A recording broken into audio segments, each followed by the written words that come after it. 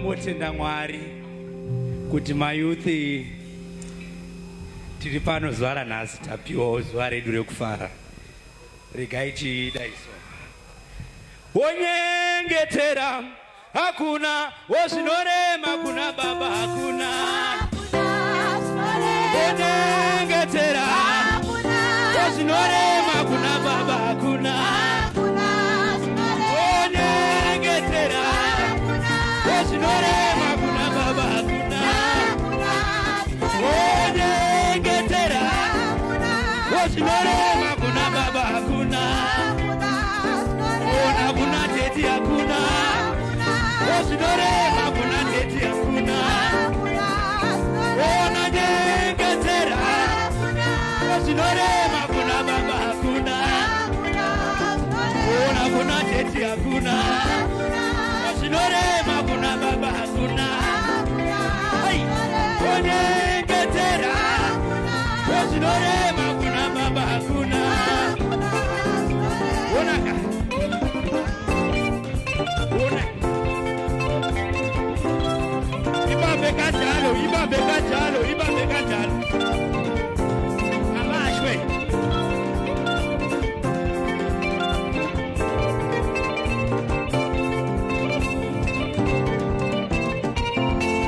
Wonyengetera wozvinorema kuna Baba hakuna.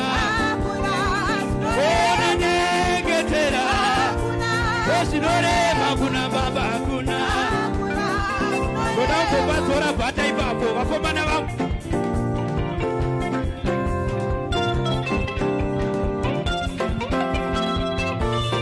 Ibambeka njalo.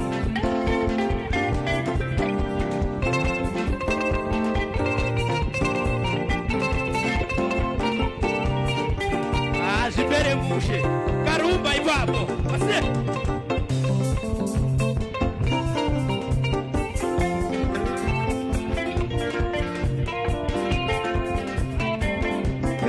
Bekale. Vakomana hamuzi kundisimbisa.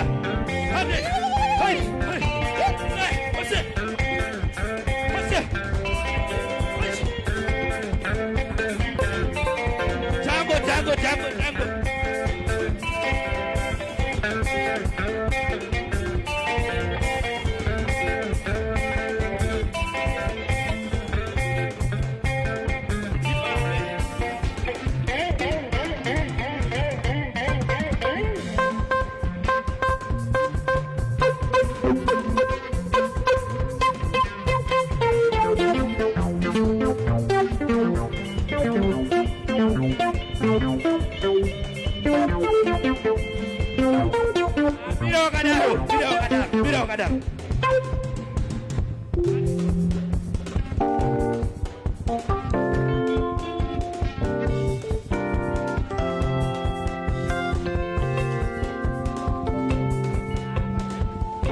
Jago.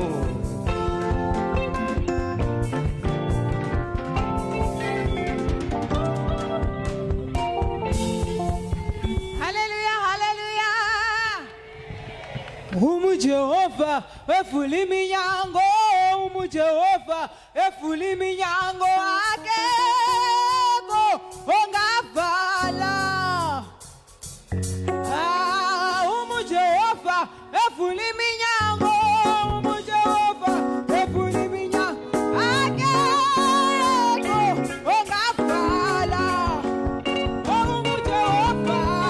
Jehova efuli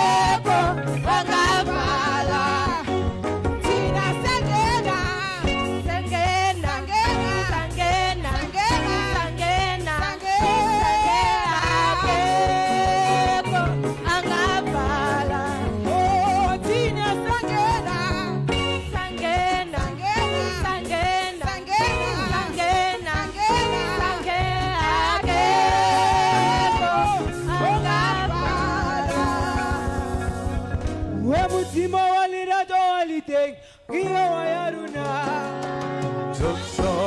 we mutima wakupila waliteng iyo wayaruna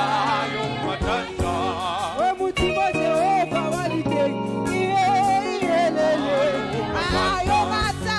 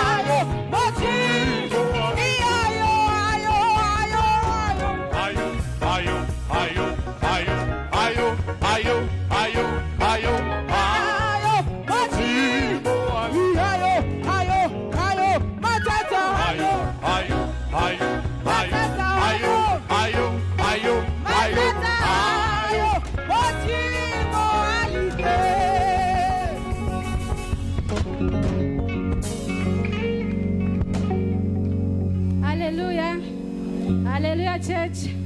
Mangwana nayo tayakuzona mata Mwari. Hallelujah. Ndichaimba hymn 9 iri pa page 8.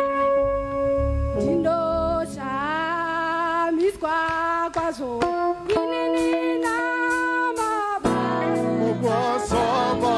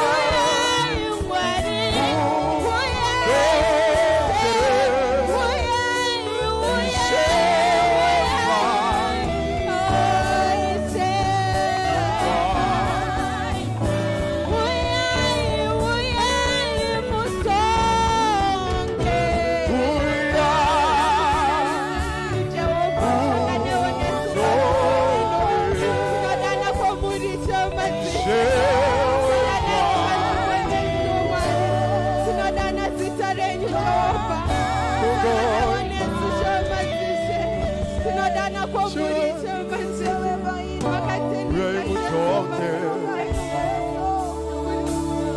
Isheba ino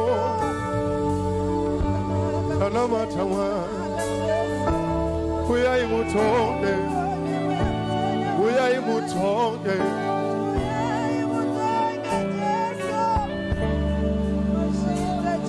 Isheba ino Isheba ino Isheba ino Tonam Tonaman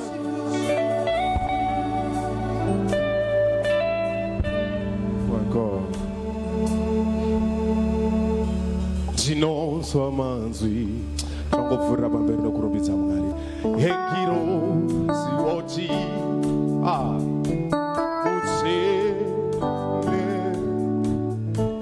Mutsene Baba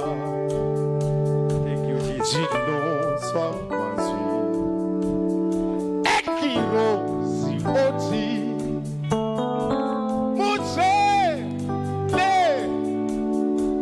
Mutsene Baba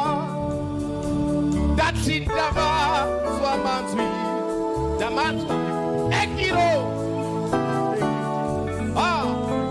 Mutse Mana kuivalele Mutse Regandi Tokorere Dava Swamanzi Ekiro Mutse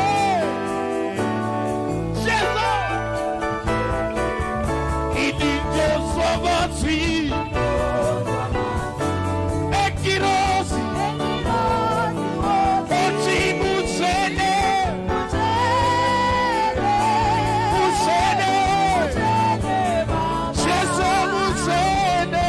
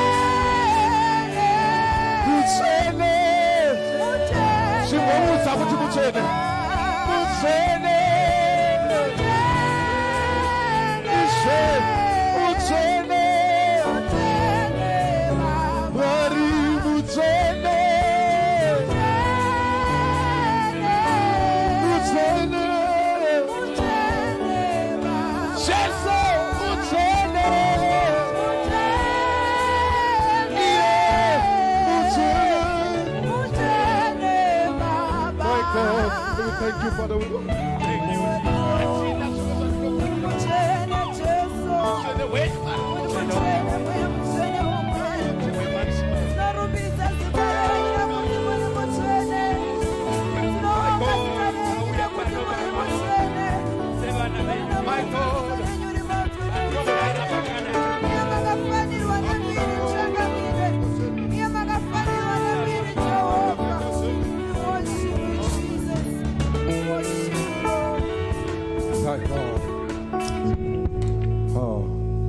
Just lift up your hands. Just lift up your hands wherever you are. Just say, thank you, Jesus. Itai Zamunoda Nasi Nurura Dino Shazelu Madiri Mauri Pomireba Tino Simu Samao Itai Zamunoda Chaterera Chaurai Infirine Simba Tino Simu Samako Itai Zamunoda Durura Inhachavelho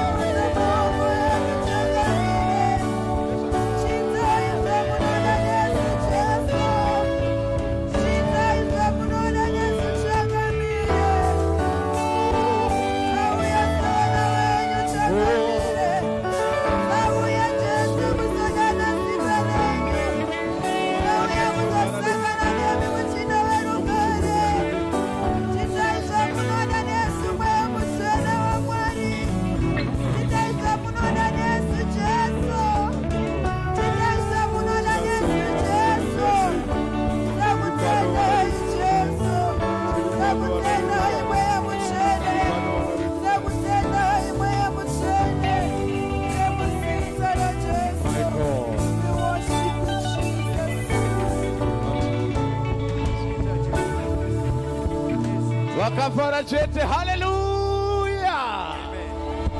Vakafara chete, hallelujah. Zviso zvandiri kuona zvinoratidza kufarira youth izvi. Vakafara chete, hallelujah. Tichakamira kudaro, tichakamira kudaro. Panaita kuti ugeze uye panapa. Panaita kuti ugeze ubike uye kunoku. Vazhinji vanomudaidza nemazita akasiyana. Handizivi kuti iwe unomudaidza kuti chii. But uyu murume uyu toda kumboti timbomugamuchira neimwe nzira. Chero kana kujamba jamba, vanoridza meterwa, vanoridza mipururu, vanofara, vanojaivha, toda kuti timboita mhere yekufarira nyama dzake. Mweya mutsvene anogara nokusingaperi muzita raJesu. Hallelujah.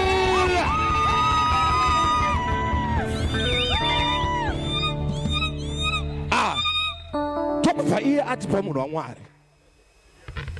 Tokubva iye atipa munhu waMwari. Ndikatotaura zvemunhu waMwari, munhu ude kutotanga kutoumbira. Takaitirwa zvakanaka. Takaitirwa zvakanaka. Ndokubva atipa mufudzi. My God. Ndokubva atipa mufudzi. Zvinoda kuti timbogamuchira baba vedu namai. Handizivi kuti muchaenda kunovamhoresa here kana kuti muchimboitai something chakasiyana nezvatinoita every day. Timboita mhere yekufarira baba muzita raJesu. Hallelujah. Oh yes, oh yes, oh yes. Muzita raJesu. Amen. Nditende vanga vachitimbira mukatora nzvimbo dzenyu. Amen.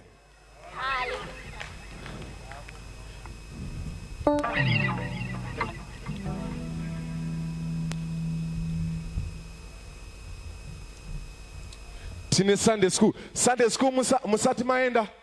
Toda timboita noise handiti guys. Tida kumbokufarirai handiti. Sunday school, hello. Sunday school. Ngatifarirei vaning'ina vedu ava. Muzita raJesu. Hallelujah. In the house tinana baba. Ndivana baba vedu zvekare. Vatitendera nhasi kuti isu seyouth tiwanikwe takamira mberi kwemoza kumira mberi kwavanhu vakuru ka.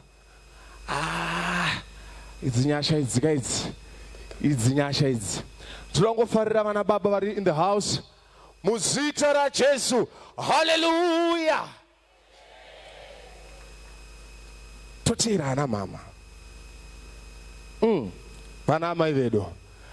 Tinokudai ana mama, munotiitira zvakanaka. Dai Mwari vakuchengetai. Dai Mwari varambo vachikukwidziridzai. Vachikupai malevels akasiyana. Muzita raJesu ngatifarire vana amai. Hallelujah. Tinavo varidzi vechirongwa ichi. Varidzi vezuva ranhasi. Mayouth. Vanotiratidza nekuti kwanyano. Muri kungovaona. Kune zviri kupenyerera, kune zvered neblack kukuratidza kuti kwakaropafadzwa nhasi. Ngatifarire youth, farirewo varidzi vezuva ranhasi. Muzita raJesu. Hallelujah. Tinavo mateenagers vari kugadzirira kuenda kuboka here. Handiti. Ngatifarire mateenagers. Muzita raMweya Mutsvene. Hallelujah. Handisi kuda kunyanya kupedza nguva yakawanda because zvekuita zvakaita sei zvakawanda. Ndichakumbira baba Nyamunga vachiuya. Mukangoonawo nhasi ndichiduka chimuti mangona ndati kwanyano ndirapo. Mangona ndati kwanyano. Zvinoreva kuti yenyu yaita sei? Yachaya. Tichiterwa naSister Teresa vane testimony yavo vachigadzirira. Tichiterwa na mother vedu Mai Masuka. Muzita raJesu. Amen. Hallelujah church. Amen. Isusu tangosumukawo kuti titendewo church. Takange tichipfuurawo nepasina kumira zvakanaka, takashayikirwawo nababa masondo mairi apfuura. Inguva isina kujairika, asi takaona rudo kubva pachechi pano. nozva muupenyu pane zvimwe zviitiko zvinoitika zvokuti unofana kuita nekudzidza nguva imwe chete. Ndo nguva yataipfuura nayo, but ndoda kutenda mufundisi vaitibatsira vachitigaidha kuti pakadai munodai munongoziva kuti kana muri mafirst born pamwe pacho mune makatarisirwa kuti munofana kutungamirira, especially panoshayiwa vabereki, kuti mulide zvinenge zvichiitika. Ufuchi zvinhu zvandiri kuzama kutsanangura kuti hazvi zvinhu zvakajairika nekuti hakuna kwamunenge wakambozviita. Saka ndangotendawo church at large, ndigotenda men's fellowship yandinobata ndiri nekumirawo nesu, ndigotenda praise team yatinobata tiri naamai Nyamunga nekumirawo nesu panguva iyoyi, ndigotendawo kunyangwe necell group yedu yeFlorida. Ndangokutendai vanhu vaMwari, yanga isiri nguva yanga yakatimirira zvakanaka, asi nekuburikidza nerudo rwaMwari vachitibatsira vachitigonesa.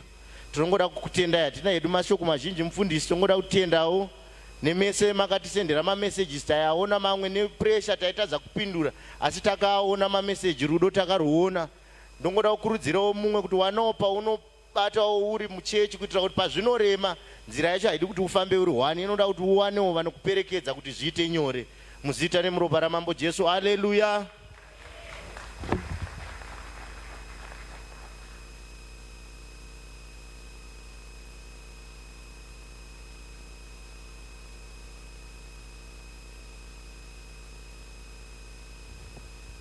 Hallelujah. Hallelujah. Come to JES.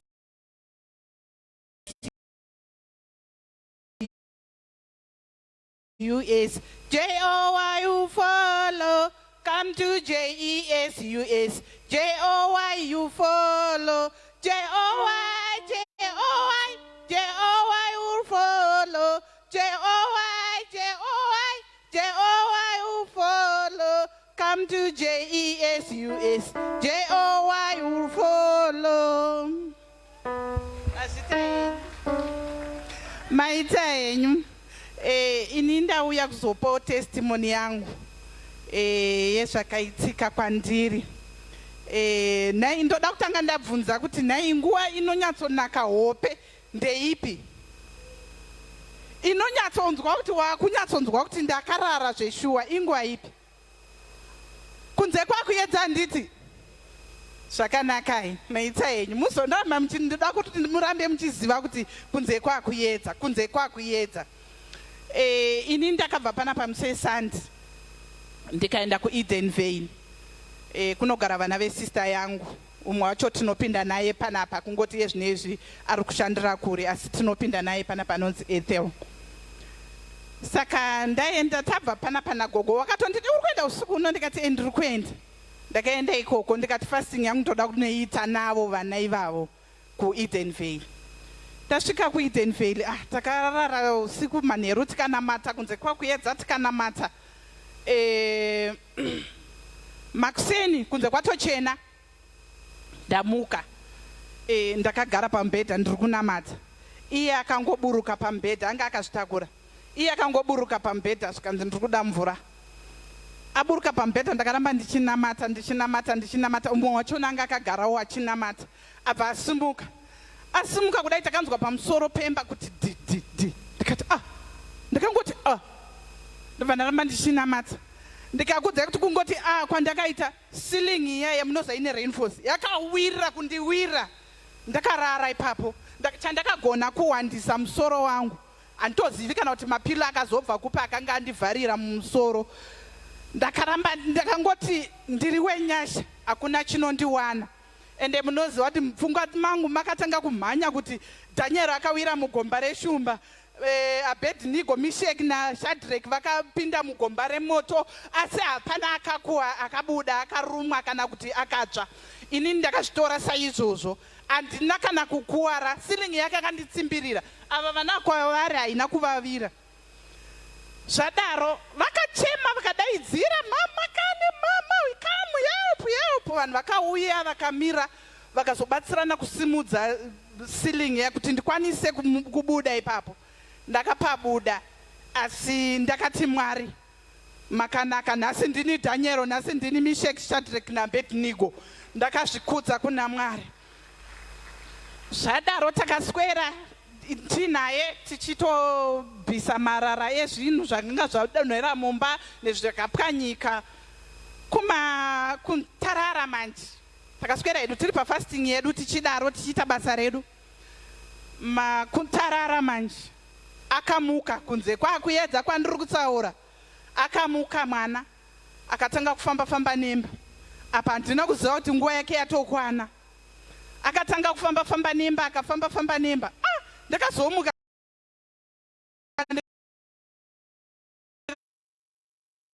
ndikaona yo mwana uyu ndofunga ndikati iwe chii angoti mama kani achirova madziro ndikati nguva yeye yasvika takatora mwana tikamhanya naye kuchipatara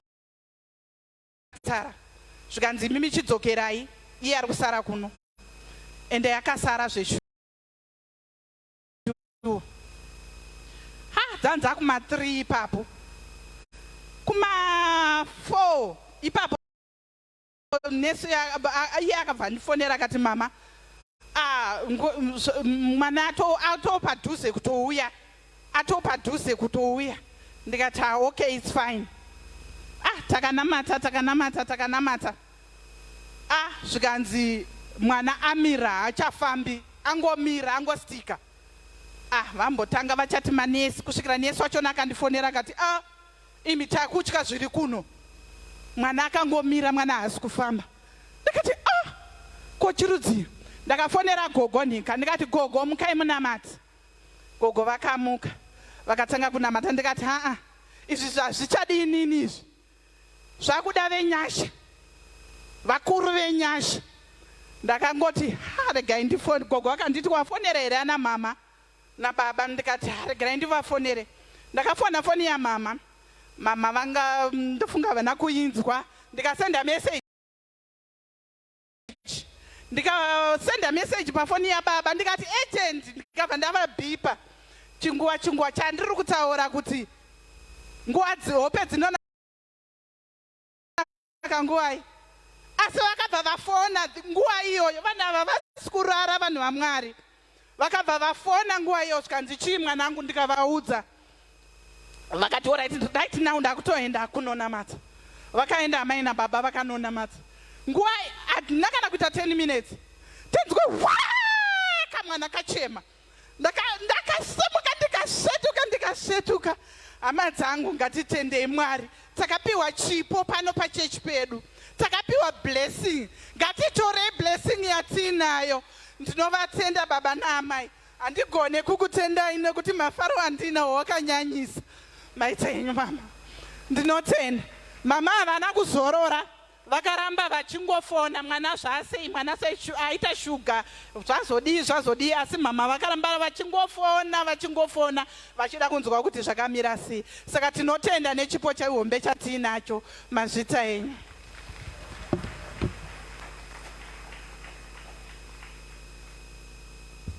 Hallelujah. Regawo kandimiro mtsoka dzamai masuka naye. Hallelujah church. Regai ndiri kushaya pokutangira. Maita henyu sister Teresa.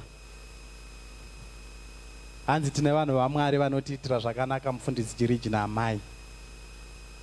Nasi mufundisi Jiriji naamai tinoti happy Father's Day kuna baba. Timboitawo favor naye. Ndakamirira kereke. Tinokudai baba, ndinotaura izvi ndichirevesa. You are our mentor, our teacher, our evangelist, our pastor. Mwari wokudenga ngaakuitirei zvakanaka. Zvanzi hamurari handizivi hanzi kwakuedza ndo pakasendwa message. Zvinoreva kuti vanhu vaMwari vava vakangosvinura. Vanhu vaMwari varipo kuti vaseve iwe neni pamweya zvose nepanyama. Ngativafonerei, ngativatauririrei nhuna dzatinadzo, ngatifaraiwo navo. Asi iye zvino ndakamira tinongoti happy Father's Day. Mwari ngaakuitirei zvakanaka. Tinokudai uye ndinotaura izvi ndichirevesa. Regai ndikumbirewo vakuru vekereke naye. Baba muti wasekwa. Mutisvitsirewo chipo chedu takamirira chechi. Kuna mama tingoti happy Father's Day. Vaombererei. Regai ndikumbire zvekare ladies board. Mama mai mugando hamunawo chemvuropu chamungapawo baba nhasi. Vaombererewo vachienda kundopa baba naye. Kwai indai munodya musasiya mangwana munotodya yese nhasi. Vaombererei vachinogara pasi zvekare. Regai ndikumbire zvekare kune men's fellowship nai. Baba kufa hakutizwi vachienda zvekare kuna baba. Ye Father's Day baba tinokudai. Tinotaura tichirevesa.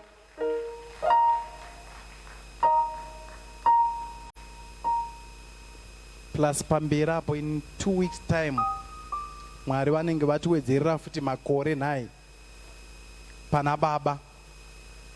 Tichangouya zvekare. Usashayikwa musi wa 3 nhai Sunday yacho. Ngatiuye tese nouwandu hwedu tichizopemberera birthday run rababa zvekare. Vanenge vachisvitsa makore ane landmark. Tonokoka vamwe musi webirthday kune kuchinakidza. It will be a different Sunday. Regai ndisati ndabva pano kana ndichibva pano ndichisira mai masuka nai zvichitita zvakanaka. Ombereraiwo mudiwa wanga achiuyawo kuzotora chimuti ichi. Maita henyu.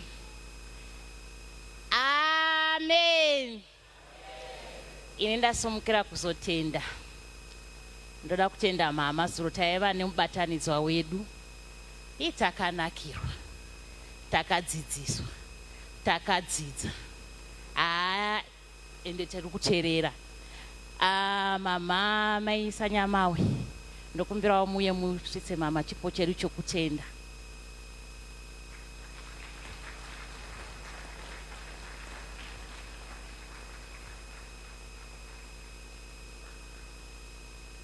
Amen. Madzimai amen.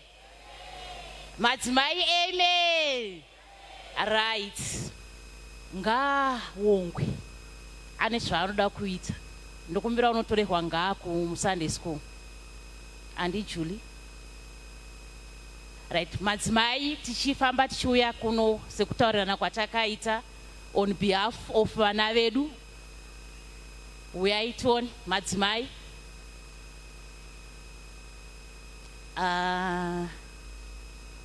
Endai henyu muchindotora on behalf of vana vedu. Manje nikuimba handigoni.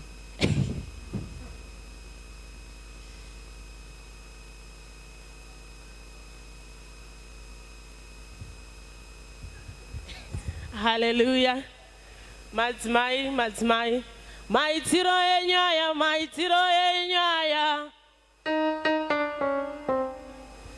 Maitiro enyaya, maitiro enyaya. Maitiro enyu, munondipasa manyemwe. Munondipasa manyemwe. Munondipasa manyemwe. Munondipasa manyemwe. Maitiro enyaya, maitiro enyaya. Maitiro enyaya, maitiro enyaya. Munondipasa manyemwe. Munondipasa manyemwe. Munondipasa manyemwe. Munondipasa manyemwe. Bana baba, bana baba. Munondipasa manyemwe. Bana teti, bana teti. Munondipasa manyemwe. Munondipasa manyemwe. Munondipasa manyemwe. Munondipasa manyemwe. Munondipasa manyemwe. Manyemwe, manyemwe. Munondipasa manyemwe.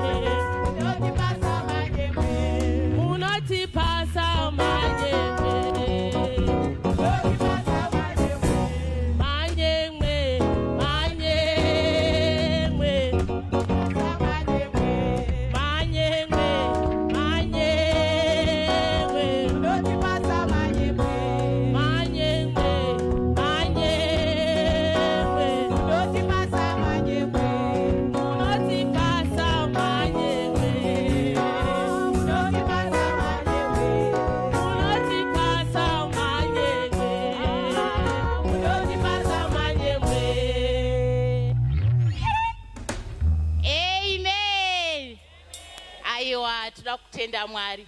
Brother Ga, you want to say something to Daddy? All right, you can go and give Daddy his present. And it's ngatiomberere brother Nga vachipa Daddy present yavo. Hanzi happy Father's Day.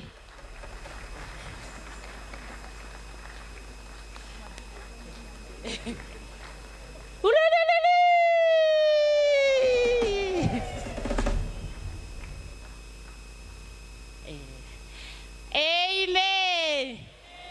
Aiwa tasvika panguva yatinoda kupa vana baba zvipo. Tichatanga nemadzimai makuru, vana mai Kandero vachidzidzisa madzimai madiki maitirwo azvinoita.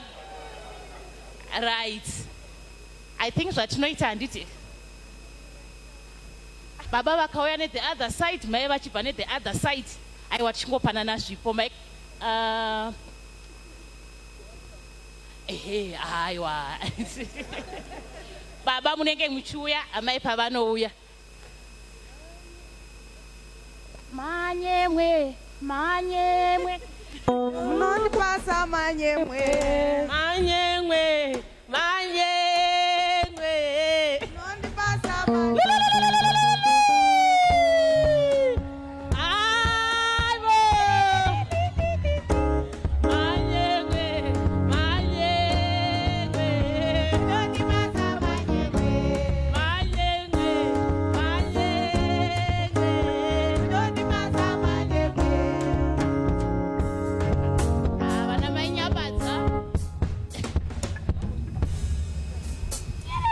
Guru Vesondo Mimi Munondipasa manyemwe. Manyemwe Manyemwe Munondipasa manyemwe. Munondipasa manyemwe. Munondipasa manyemwe. Toda kuona manje kuti youth yadzidza here. Youth yakwanisa kudzidza. Youth ngaiuye tione leader wenyu.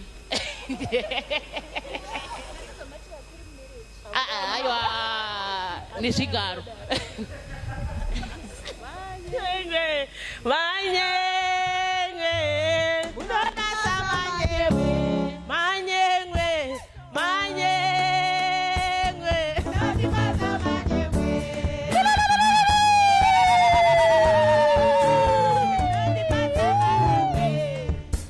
Aiwa kufara muimba yaMwari. Pari zvino todana mama vedu handiti? Yes, mama vedu, mama Jiri. Munondipasa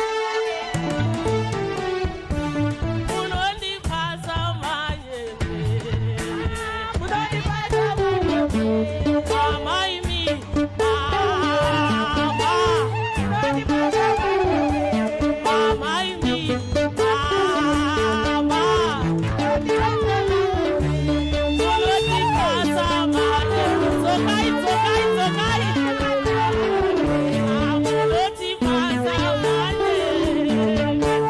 Munondipasa manyemwe. Aiwa, bobo avapo. Saka handi munotoita zvacho. Mama imi, mama imi. Munondipasa manyemwe. Mama imi, mama. Munondipasa manyemwe. Zvatichaita handiti tetichita baba mai vakamira, baba vobva vauya handiti tigamuchisana mapresents tichiimba tichifara muimba yaShe. Amen. Tichatanga namailifa. Munondipasa manyemwe. Munondipasa manyemwe. Munondipasa manyemwe. Mr. Budala. Munondipasa manyemwe. Baba Lifaiwa boy. Munondipasa manyemwe. Munondipasa manyemwe. Manyemwe, manyemwe.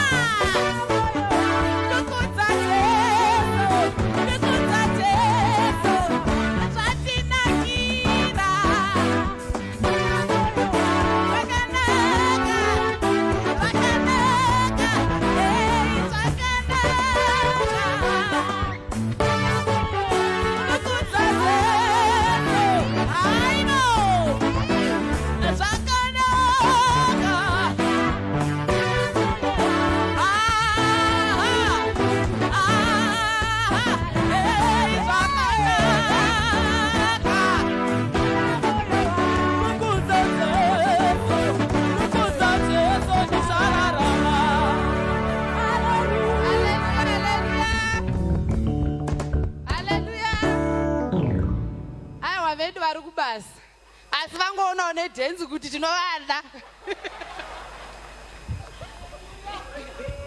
Amen. And finally,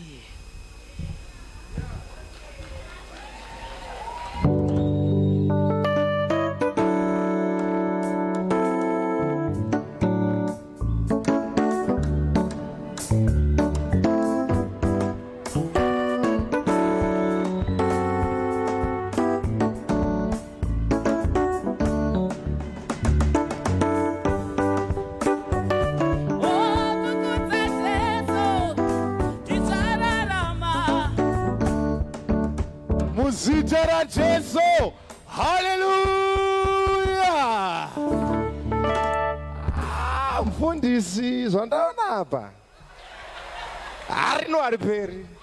Zvandaona apa zvandifadza haringangopfuuri. Muzita raJesu. Haleluya, haleluya, haleluya. Ndoda kungotora kamukana akandipe youth ndanga ndaikanganwa vachiuya neitem yavo tichipedza tichipfuurira pamberi. Mongoti ga ga ga ga yekwajapresa kuti zviite muzita ramambo Jesu. Amen.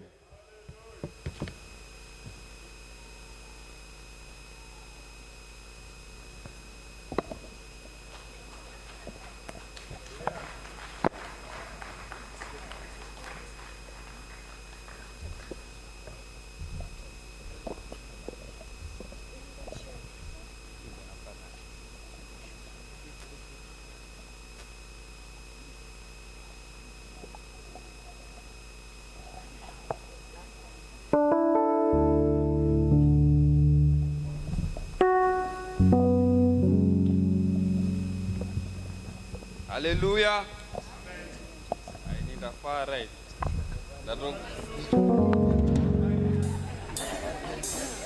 Ndatokurudzirwawo makore zvikuteere zvinoenda toza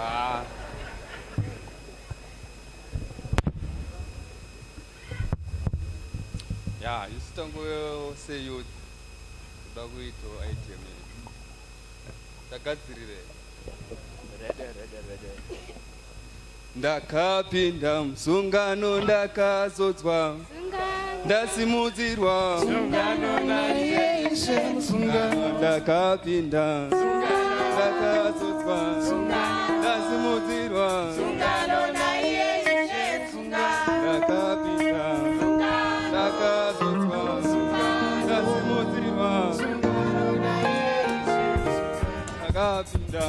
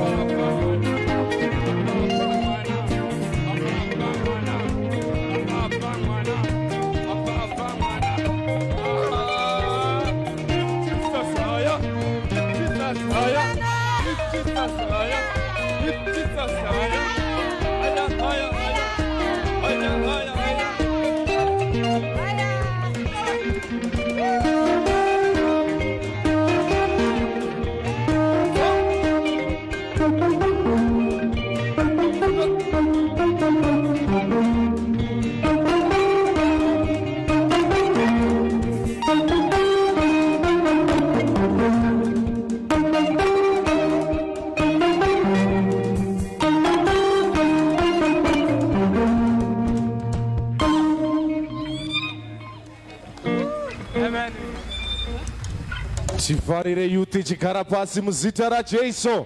Hallelujah.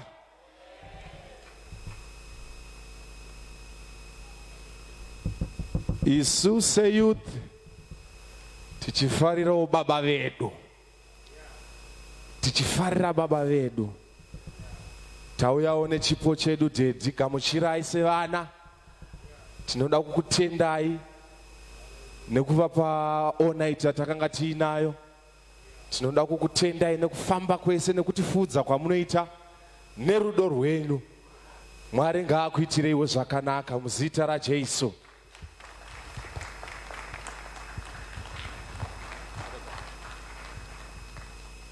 Hallelujah. Hallelujah. Amen. Ndoda kuti happy Father's Day kuna mfundisi. Makatitira zvakanaka. Amen. Ndoda kuti happy Father's Day kuna mudhara wangu Mr. Makwenzi. Simukai vakone. Mr. Makwenzi vanonditira zvakanaka. Mwari ngavakukomborerei. Ndatenda. Hallelujah. Tine vatangawo kupinda nesu muzuva ranhasi. Vaenzi vedu tinokudai tinokugamuchirai. Vatangawo kusvika mugotekwa rino. Kana varipo vatanga kupindawo nesu, munogona ngotiratidza nekusimudza maoko enyu muri pamuri ipapo. Ngatifarire vaenzi, ngatifarire. Munogona kusimuka netsoka dzenyu muchiuya kuno kumberi. Tikugamuchirei in Roodepoort Prayer Center way.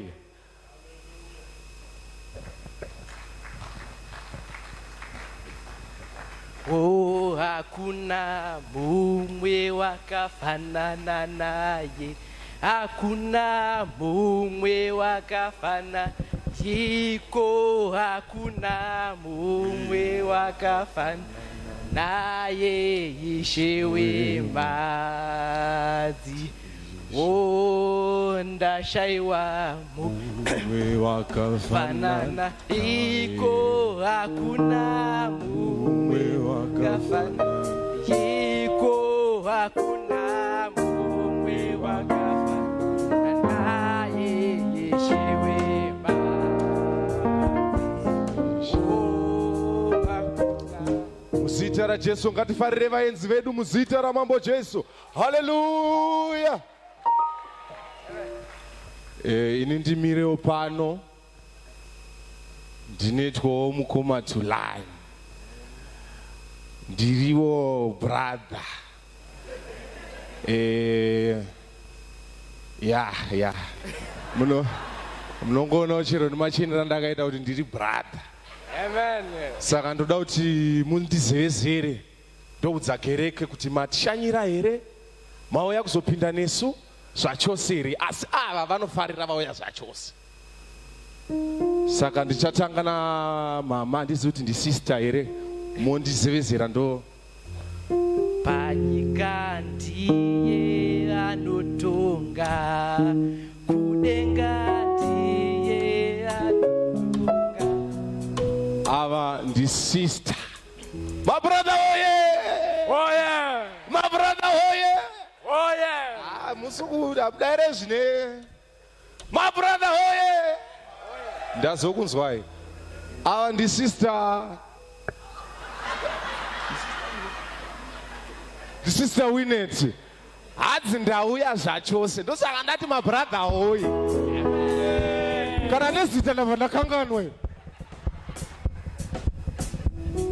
Panyika ndiye anotonga. Kudenga ndiye anotonga. One mumoyo ndiye anotonga. Ishe wembadzi. Muzita raJesu, amen. Ava ndi mother. Ndi mai mpofu. Vanobatawo vari kuZayoja. Hanzi ndafarirawo zviri pano semuenzi. Asi ndinotenda kuti vachata sei vachadzoka. Ngativafarire muzita ramambo Jesu. Hallelujah.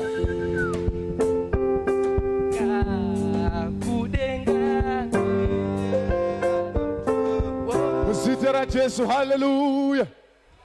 My brother hoye. Zvakaringana boys, usatye. Ava vari kuno. The sister Spiwe.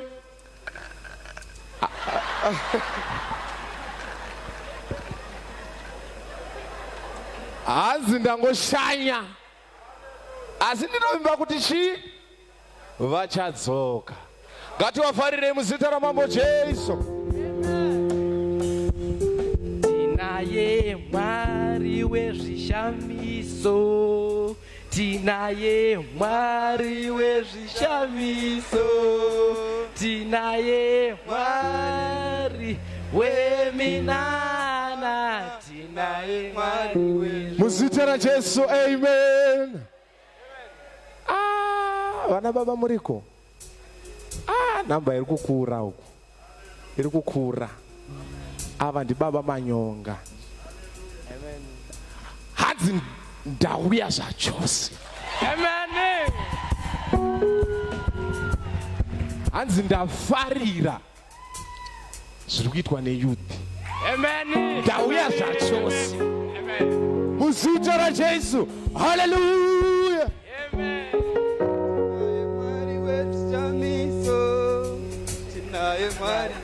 Shamiso, tinaye Mwari weminana. Muzita raJesu, hallelujah. Hanzi Miss Chimela.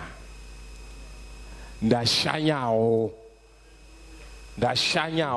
Asi ndinovimba kuti ngatiwirirane ka. Wozi ndakavimbisa vanhu kava. Ngativafarire muzita raJesu, hallelujah.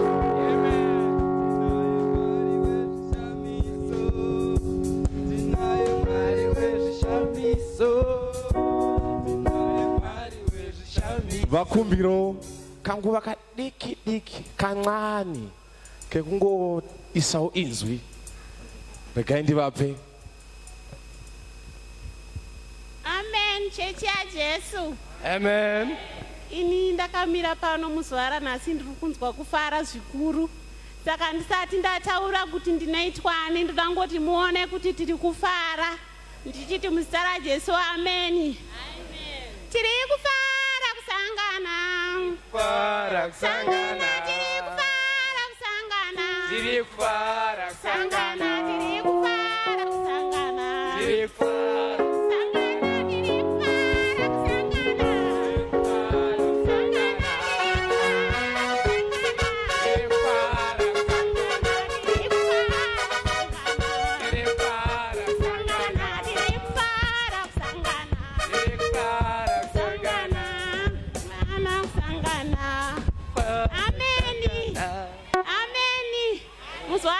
Kunzwa kufara nekupinda kwandaita mukati memba ino, uyezve nekufara zvikuru nekubatawo maiki ndasanamboibata.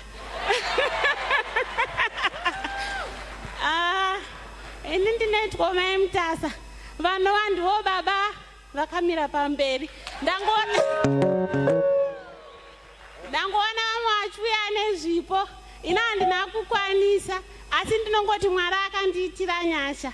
Akandiropafadza nemurume akamira pamberi iyeyu. Muzita raJesu, amen.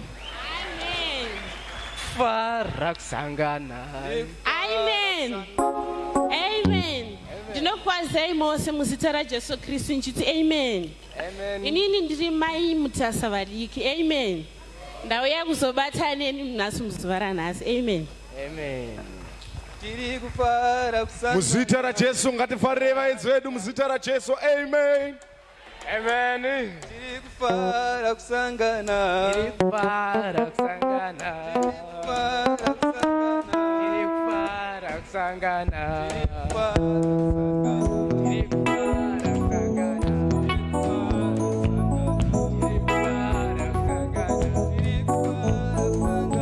Tiri kufara kusangana. Muzita raJesu, hallelujah. Aichako masista hoye. Masista angu hoye. Aichakanakira imi ichi chakanakira imi Kochimutende changu samanyise. Right, my brother here, he's just a visitor, but he said, from now onwards, I belong here. My sister, hallelujah. Ndikuza kufara ini. Nasi zvakaringana. Ngatifarire vaenzi vedu vachitora nzvimbo dzavo. Tivatende, farira umenzi wazuva ranhasi.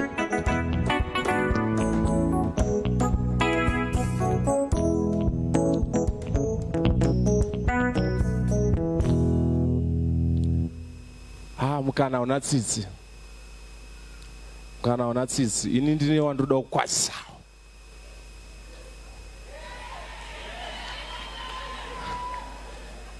Ini ndine wandoda kukwazisawo. Ndine akandikoshera. Mukatoona ndakatomirawo kudai murume mukomana murefu akadai. Ndine akandizvarawo.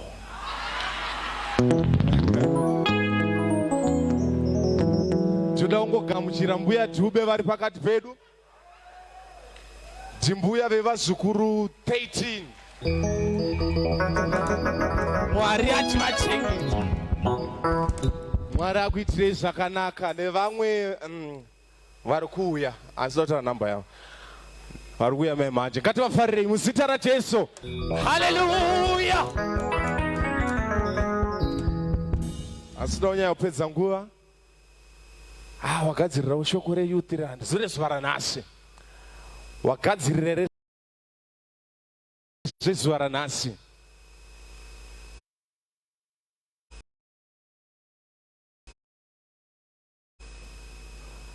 Alright, tichatanga nezviziviso zvedu. Sekretari wezuva ranhasi achiuya. Ngatimuombererei sekretari wezuva ranhasi. Sister Devin.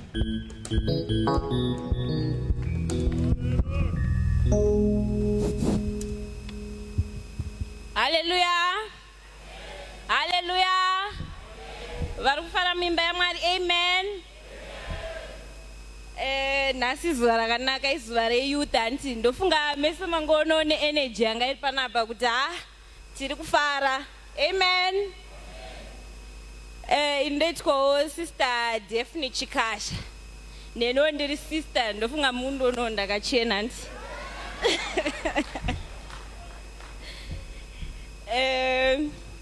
Toda kupawo zviziviso zvanhasi. Chiziviso chekutanga, vakadzi vane fasting yavo this week musi weThursday.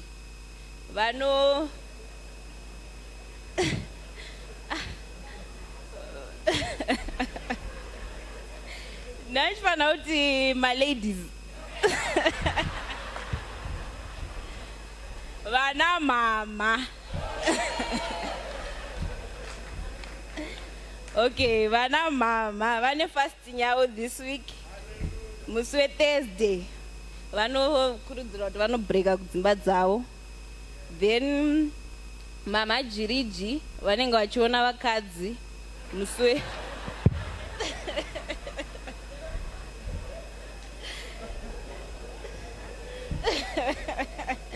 alright. Mama Jiriji vachanga vachiona vana mama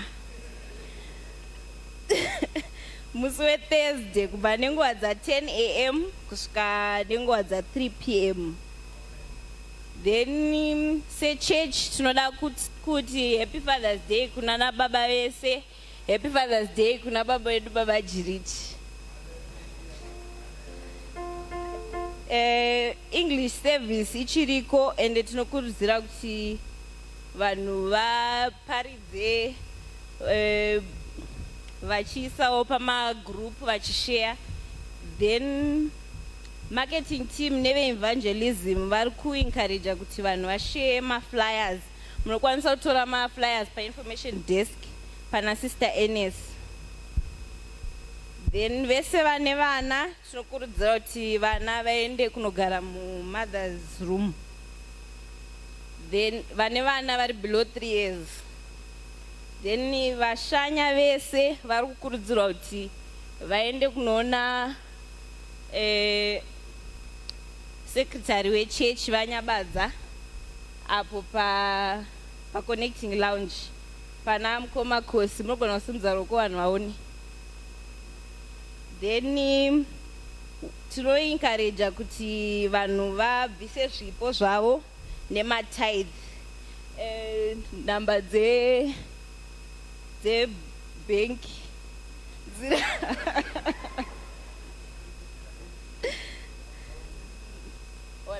idzi ndo namba dzebhenki, saka munokwanisa kuisa EFT, munokwanisa ite ATM deposit mukati mechurch bank account. Handiti Mwari vatitire zvakanaka tigonoenjoya service yedu. Mukanaona tsitsi naye ndoda kutiwo happy Father's Day kuna baba vangu vachikasha, simukaenyoya vanhu vakoni.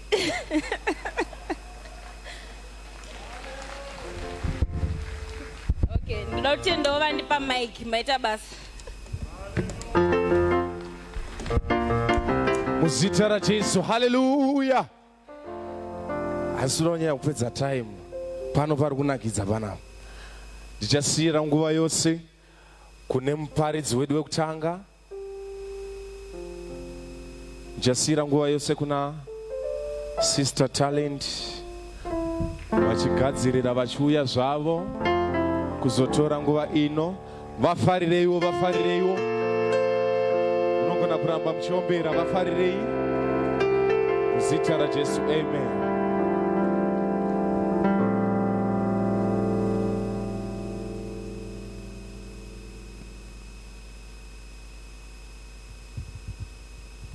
Kana Jesu mukasataura upenyu wangu ndiani angataura. Kana Jesu mukasataura upenyu wangu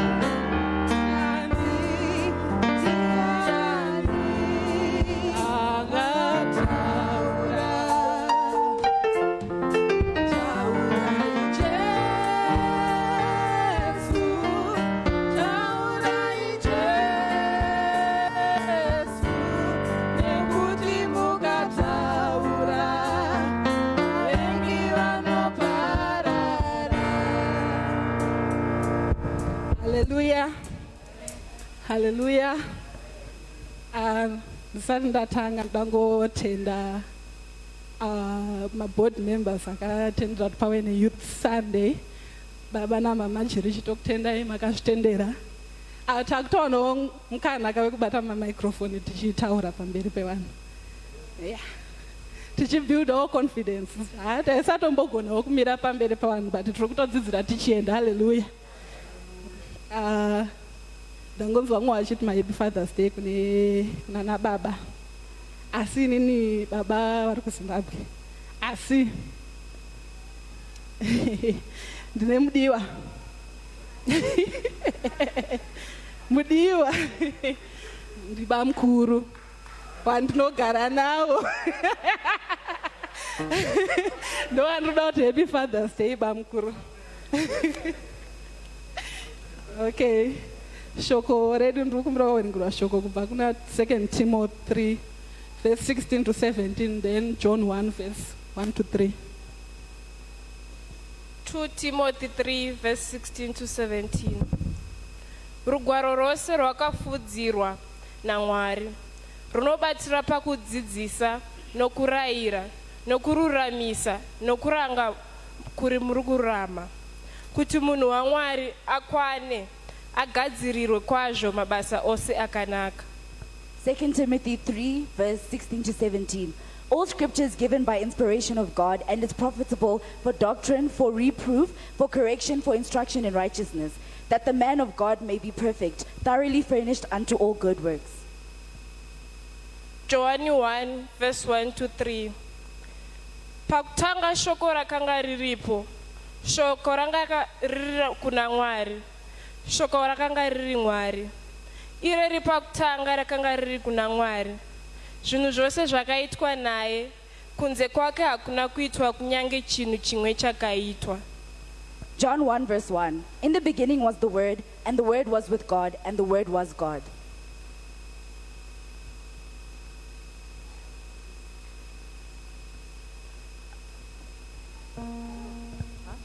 Oh, 1, 2, 3, sorry.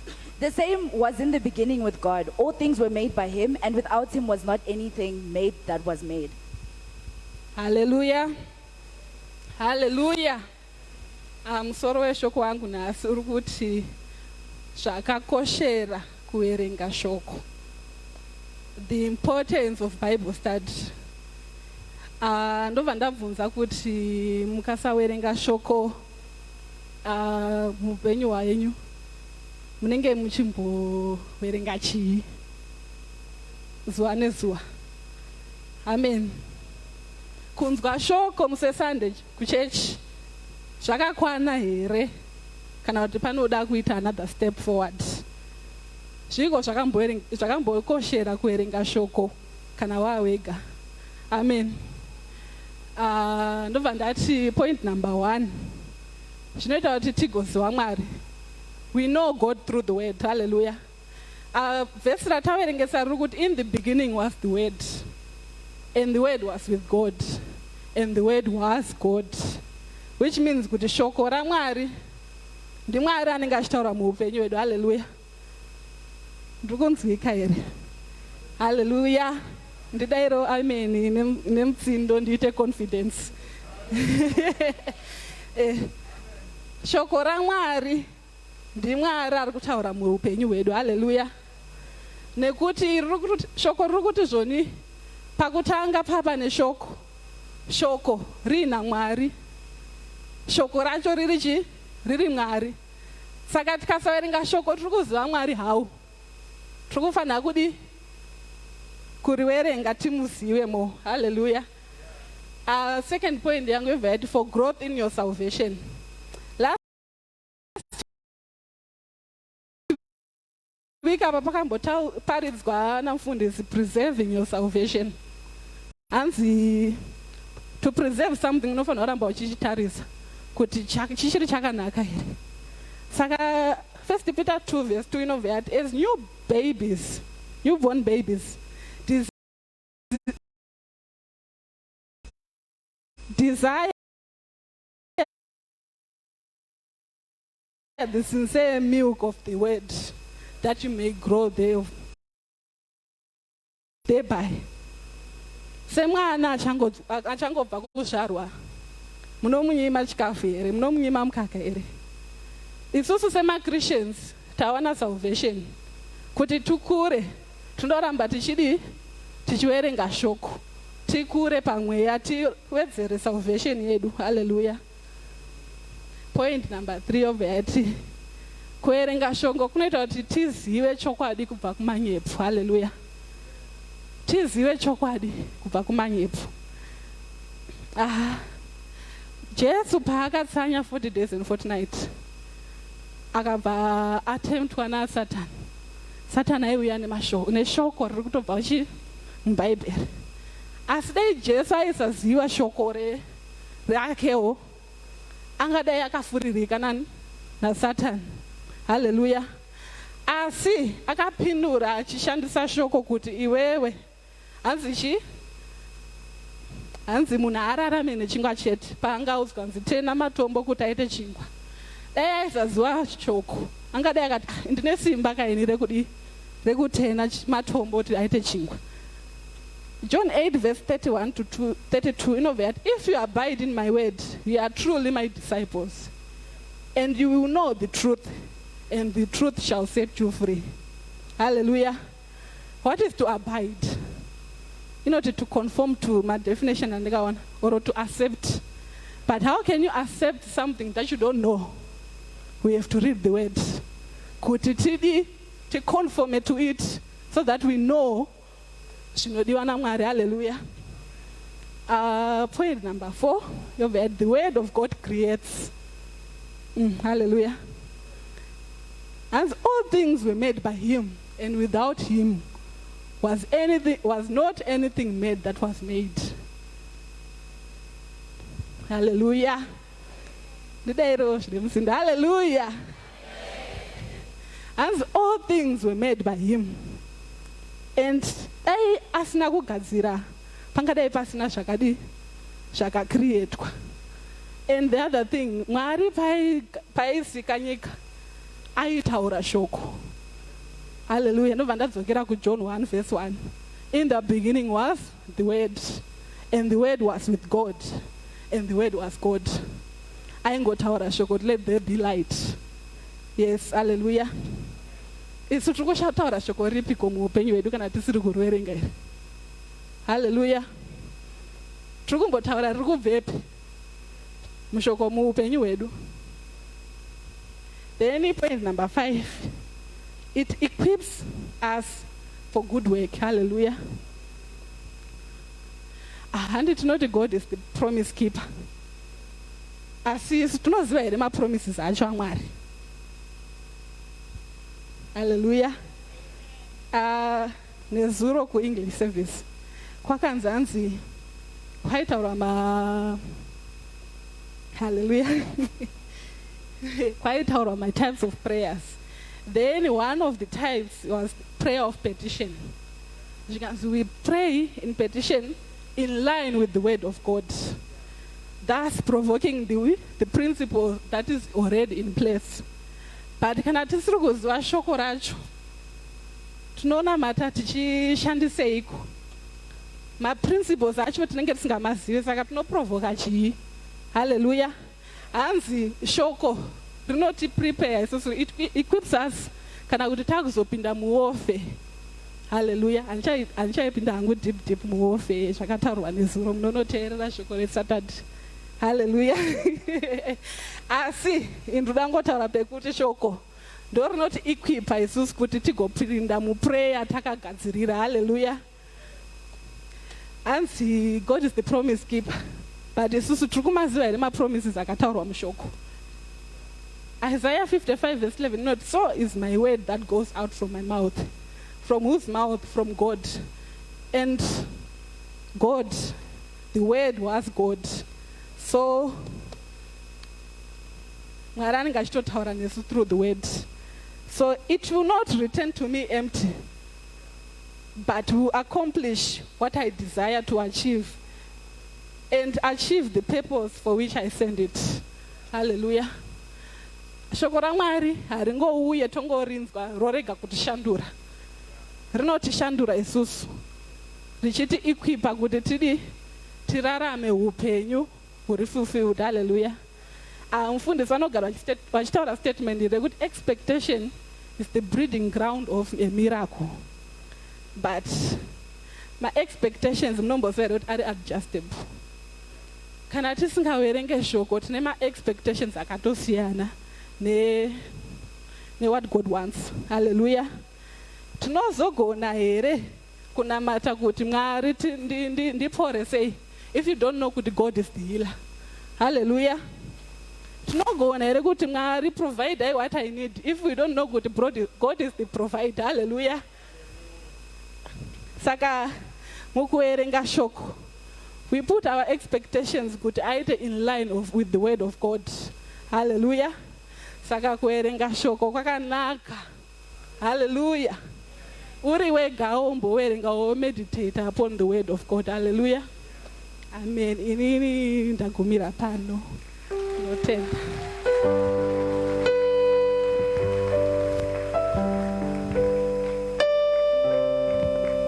Ngatifarire sister Taledi muzita raJesu. Hallelujah. Zvine zvandatobatawo zvandatodzidza ipapa, hanzi kuverenga shoko. Hanzi tingazogona kupora here kana tisingariverengi, kana tisingazivi kuti Mwari wedu is our healer. That was so powerful. Ndopeka panabatisisa muzita raJesu, ngativatendei muzita raJesu. Amen. Ndisingapedzi nguva yakanyanya kuwanda. Wazabhora kana tichitambwa rine panozosvika pakuenda kune inonzi second half. Ayanga irinzwisa wanda kuda kusimudza uyu. Ngatigamuchirei mukoma brother Meshach vachiuya kuzotora nguva yavo. Vaombererei, vaombererei kusvika vasvika. Namabhiera, brother Blessing, muzita raJesu, amen.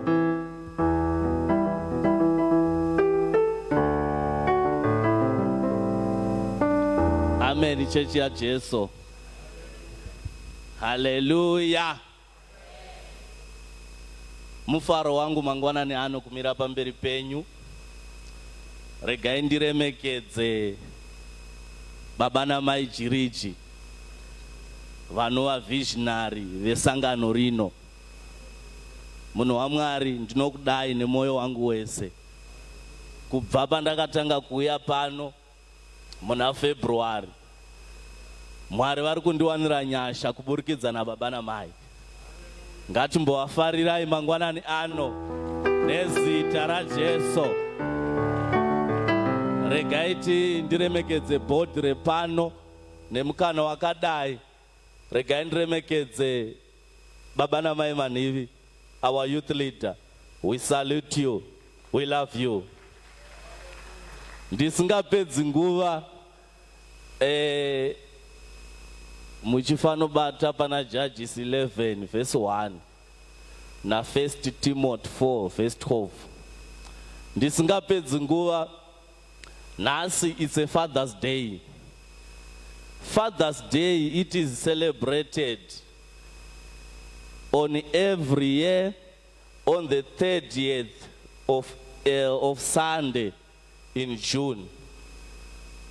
It is celebrated. Why? It is celebrated in symbolizing the contribution the fathers did in raising the children. It is of vital importance to celebrate our fathers. We love you. We are so grateful. We appreciate you because you do a lot of things in our lives. One writer says, the power of a father to a child is unmatched. The power of a father to a child is unmatched. That is Justin Rickless. But another one said, a father cannot tell a child that he loves you. He shows it. He shows it. So we want to celebrate all our fathers. We celebrate you. We love you in Jesus' name. Judges 11 verse 1. Judges 11 verse 1. Now Jephthah the Gilead was a mighty man of valor, and was the son of a harlot, and Gilead begat Jephthah.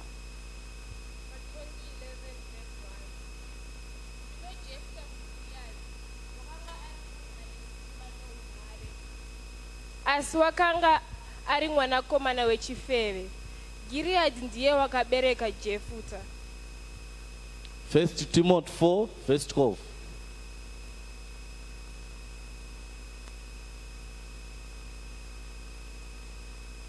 First Timothy 4 verse 12. Let no man despise thy youth, but be thou an example of the believers, in word, in conversation, in charity, in spirit, in faith, in purity. 1 Timothy verse 12.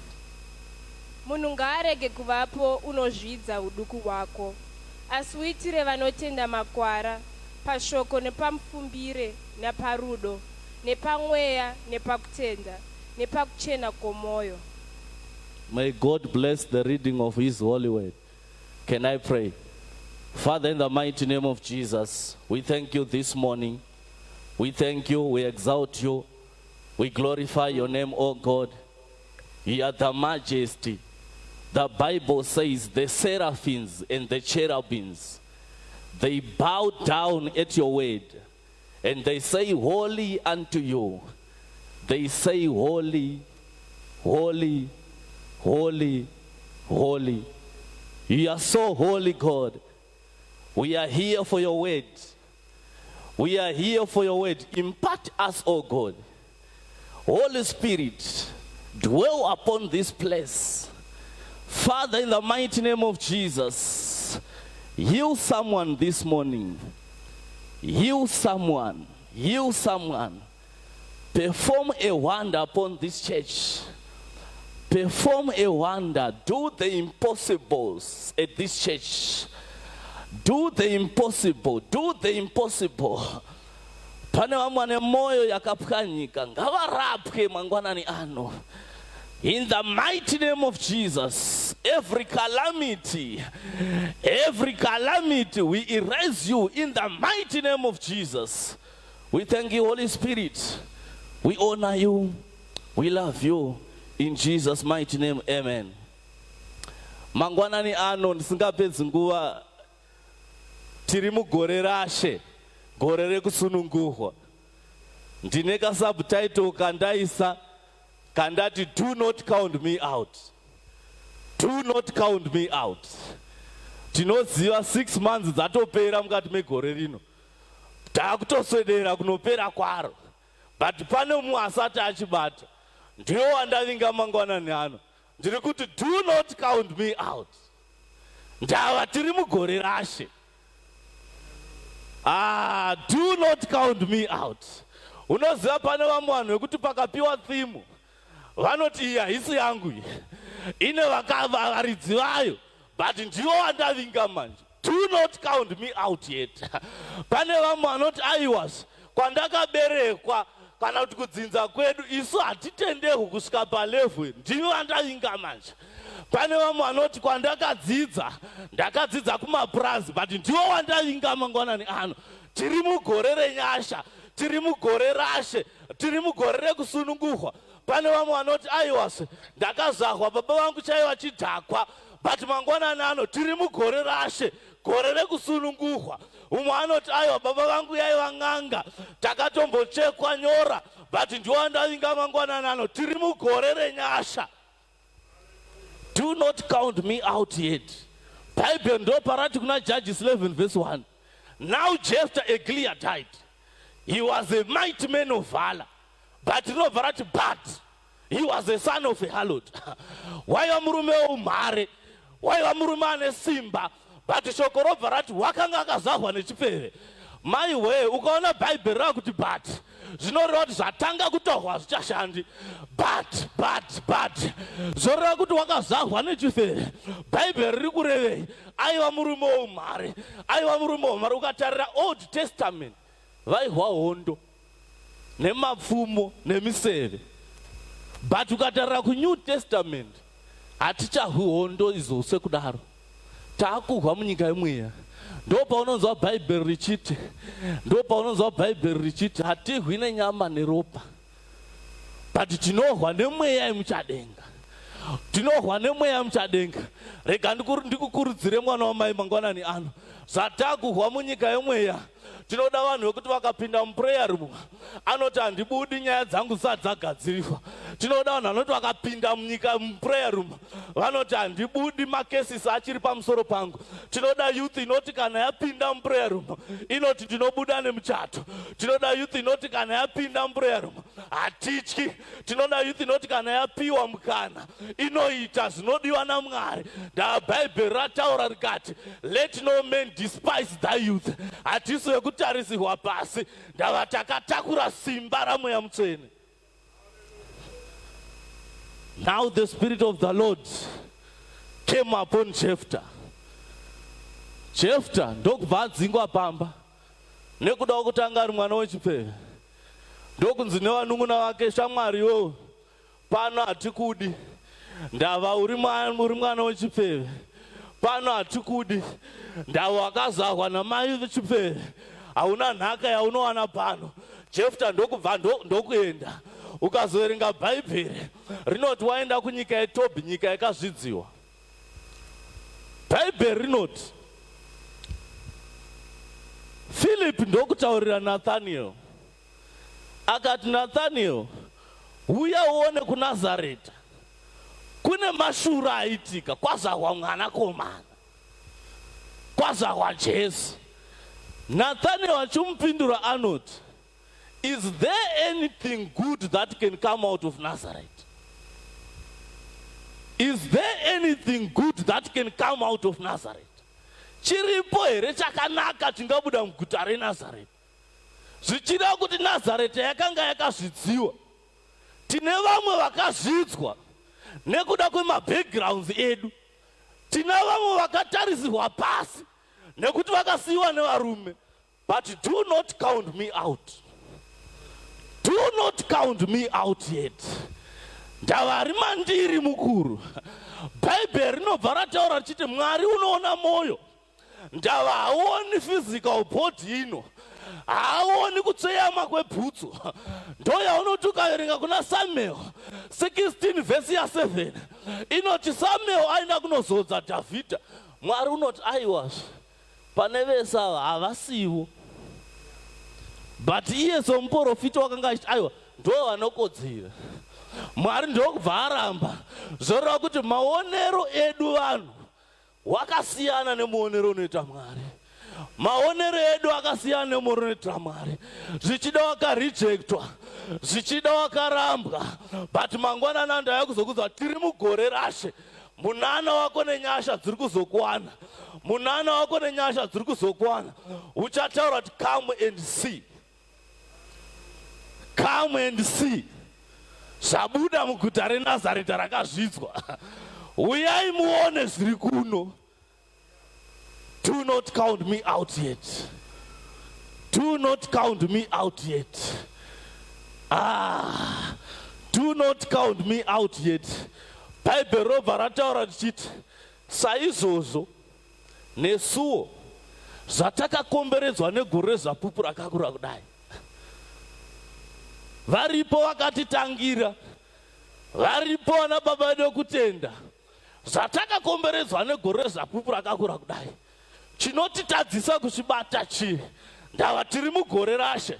Ukaona munhu waMwari atodeclare theme, anotokomanda. Ukaona munhu waMwari atodeclare theme, even munyika yemweya mune maresponses anoitika. Do not count me out yet. Do not count me out yet. 1 Timothy 4. Ndidzosera 1 Timothy 4 apo. Paulo ndokunyorera Timothy tsamba.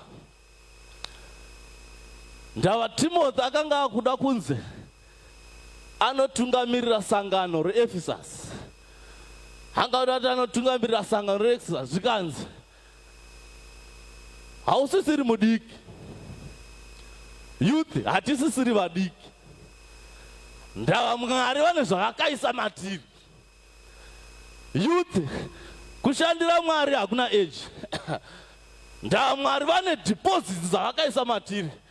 Ndokubva ari kuti Paulo achitaura anoti kana waenda ikoko mashoko auchataura ngaange ane umwari. My God. Mashoko ako, believers in word, in conversation, in actions. Kunyange nemabasa auchaita ngaataure umwari. Kunyange mafambiro amunoita mumastreet ngaataure Mwari. Paulo ari kutuma Timothy itsamba rugwaro. Zvikanzi in charity, in spirit, in faith, in purity, nepautsvene. Youth, nepautsvene. Hayaya.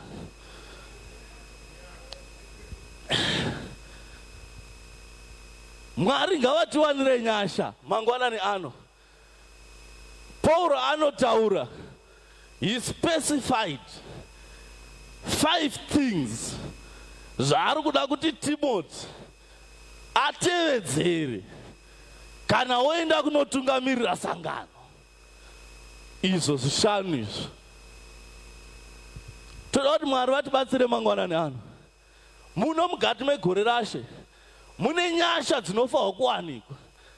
Hatidi kuti tibude mukati megore rashe tisina chatinacho. Ukaverenga 1 Corinthians 16 pavhesi ya9 inoti now a great door has opened. He has opened unto me, but there are many adversaries. kureva kuti vavengi variko ende vachagara variko, but Mwari anoti ndakuvhurira suo. Zvino suo rovhurwa here mukati megore renyasha, wobuda usina chawakabata. A great door has been opened unto me. Riripo suo rakazarukirwa iwe mukati megore rino renyasha. Riripo suo rakavharurirwa iwe mukati megore rino renyasha. Mwari ngavakupe simba rekuti panozaruka masuo newewo upinde mumasuo. In conclusion, ukaverenga Acts 7 verse ya 55, ndisiro Acts 7 verse ya 55, murume anonzi Stephen achitemwa nematombo, achitakwa nematombo nekuda kweivhangeri. Shoko raMwari ndo parinotaura richiti wakapfugama, ndokupfugama apa matombo ari kumutema nekuda kweivhangeri, ndokupfugama. Uri kuona here kuti pane imwe challenge vanofunga kuti challenge inokutadzisa kunamata, but iyo yaStephen iyo, iyo yaStephen iyo, vachimutaka kusvika pakufa, he knelt down, ndokunamata, ndokutarisa kudenga. But being full of the Holy Ghost, he looked up steadfastly into heaven, and he saw the glory of God, and Jesus standing on the right hand of the Father. My God. Pale dzimwe nyaya dzinoda kuti Mwari vambosumukira nyaya dzako. Iyo Bible rinoti Jesus is seated at the right hand of the Father. Imwe version kaerenga Ephesians 1 verse 3 inotaura chiti we are seated together in Christ in heavenly places. But apo Jesu wakasumuka apo, iyo pakasumuka Stephen achitemwa, he had to stand up kuti murume weumhare akadai ndo vanhu vatinoda mukingdom. He had to stand up. I thank you.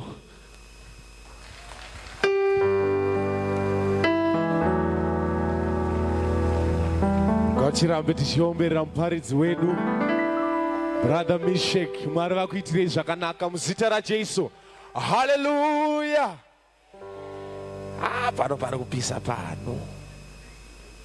Ya. Vari kufamba vakomana navasikana vari kufamba. Sezvanambotaura kuti first half, second half taakuenda kumapena. Tose takasimuka tiremekedze muranda waMwari achiuya kuzotora nzvimbo yake naMwari wake muzita raJesu. Hallelujah.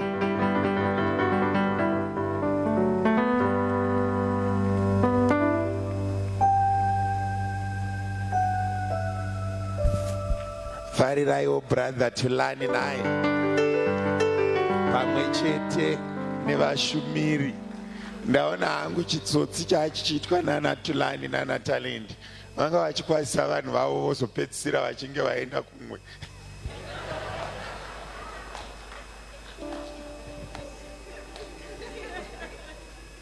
Tanga akwazisa munhu wake ozongoita sugar coating kumberi.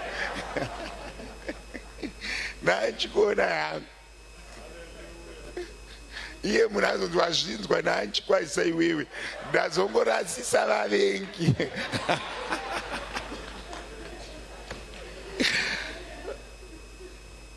Youth ine upenyu naye, ngatimbofaraiwe youth pamwe chete na youth leader wayo. Zvamaita nhasi hamuchinji. Kutanga next week Sunday dongokuona makazara ipapo, munongosiya 2-3 benches 3 praise team mototangira ipapo. Ndikakushayai onai kuzara kwavakaita ipapo, kuzadza roho yose. Kureva kuti vana vakarecognizwa vane zvavanoita. See, they've come in numbers, they are learning, we are going far with them. Mwari vakatinakira, vakatipa youth, uye vari kutiitira zvakanaka. thank you all for the presents and the Happy Father's Day messages. My phone is full. When I checked it, it was around on 2 or 3. I'll answer them at night. Kanandazo pizza kuparidza ku Western area. I'll reply all of them. Mwari vachitiitira zvakanaka. Thank you so much. We feel the love. To all fathers, don't be celebrated and become a coward. Can I repeat this to the fathers? Don't be celebrated and become cowards. I read one status, yanga kanzi, Happy Father's Day to all responsible fathers. Munasenda message yoyo, ane mumwe munhu waarisiri kuita Happy Father's Day, waanofila kuti deserve, anga achibvisa pama-fathers. Because ivanaka, even madzimai vamwe vane bitterness yekufeel out this man is not doing enough. Can I repeat this? They feel that this man is not doing enough. This message kunana baba regai kuzvishandira, shandirai mhuri dzenyu. Don't be a selfish father. I know you are still standing. I'll ask you to sit down soon. One incident in counseling, takasangana na amai vaiti baba vakabva kubasa votora risiti yechikafu voisa pasaidi, baba vakabva kubasa votora risiti yechikafu voisa pasaidi. Pakanopera mwedzi vakaedha mareceipts elunch yadhedhi ikaita iyo 8, I think if I'm not mistaken it was 840 lunch yadhedhi, vagadzirirwa lunch box, vaisirwa nyama dzakawanda manheru. Mari yegrocery paine mwana aipfeka mapamba 1000. Munhu uyu ari kushandira mhuri here kana kuti ari kuzvishandira? Umwe anogona kumwa hafu yepei obva auya futi kumba odya sadza nemi, iye amwa 2 ma6 pack asi mumba hamuna koko. Obva aisirwa futi nyama dzakawanda. Vana baba, respect inouya kuvabereki if we increase our level ye responsibility. Vana baba pamunopinda prayer room nemande, prayer yenyu yakasiyana nevamwe nekuti yako goes beyond yourself. It has to take care of others. It's not enough to have enough for yourself. You must have enough for everyone. You are a provider. Vana baba pamuri kucelebratewa, amusi kucelebratewa kuti makanaka, muri kucelebratewa kuti muprovide. Hapana Bible parakamboti murume ngaanake, rinoti murume ngaaprovide. Many are not encouraged to be beautiful. They are encouraged to provide. Vana baba, you play a very pivotal role in society. You are role models. Let us pray, provide, and be there for the family. Do chinonzi baba, it's provision. Baba slash provision, provision slash baba. It's so sad. Taitaura nevamwe vana baba rimwe zuva taenda kuchifunction chemwana kuti women are taking the leading role in providing. Vana baba, they are retreating. And also, even if you check the education levels that I really want to address at this assembly, starting with teenagers, I've got about 26 university students from the youth here present at the church. The said part of it, less than 7 are boys. Where are the boys disappearing? They are disappearing in dropping trousers. They are disappearing vachishepa kutsvaga katirauzi kanobata tsapfu. Azvina zvazvinobatsira kumwanakomana. Nekuti you are not defined in dressing, you are defined in provision. Vana baba, I repeat this, kuvakomana vari kuyouth, hakuna benefit yekuchena kana yekunzwisisa fashion. Zvine benefit yekunzwisisa concept ye provision. kunyange ukaroora mukadzi akanaka sei pamuri kutsvaga, kunyange ukatsvaga akanaka zvinengei, asingadyi anongozoshata. Baba vangu vasati vafa vakasiya vandiudza kuti hakuna mukadzi akashata achibuda mubenzi. Zvoreva kuti asi akabuda mumwena musina kana vhaselini yekuzora, kana iwe muridzi wake augari padhuze naye. Vakomana pamuri kunamata, to start to feel the sense of responsibility. Ndafarira hanzi kuti vana baba vari kucelebratewa for the contribution they do in raising children, not on the mirror.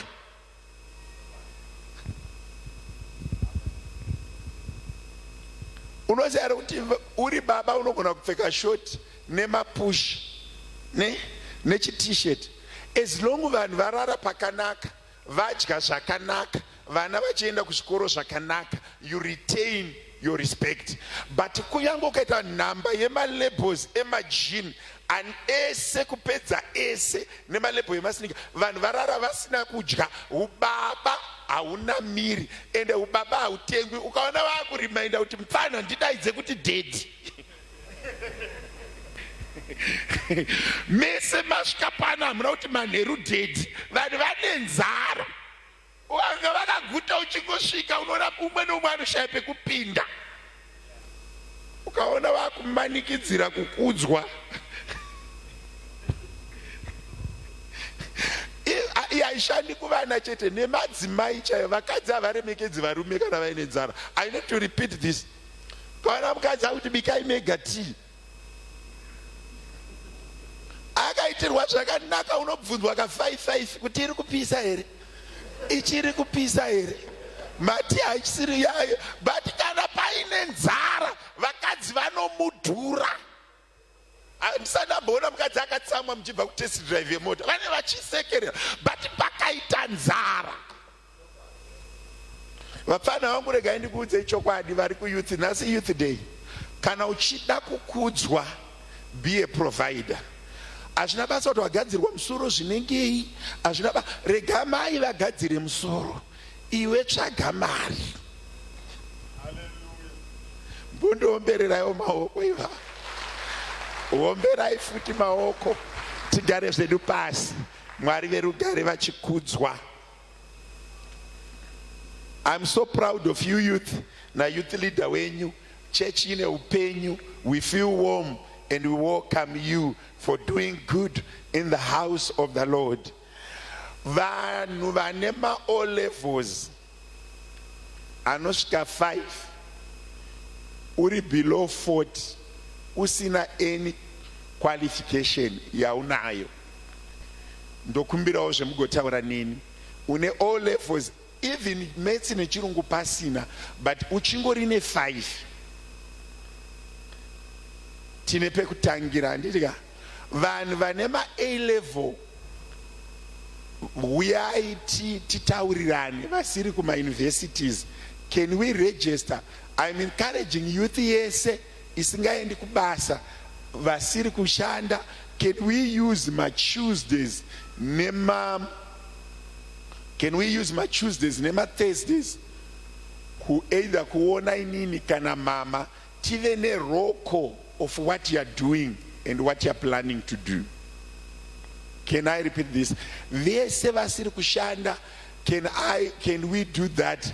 I also want to assign Anonyabadza, can you give me a list before the end of the week of all university students?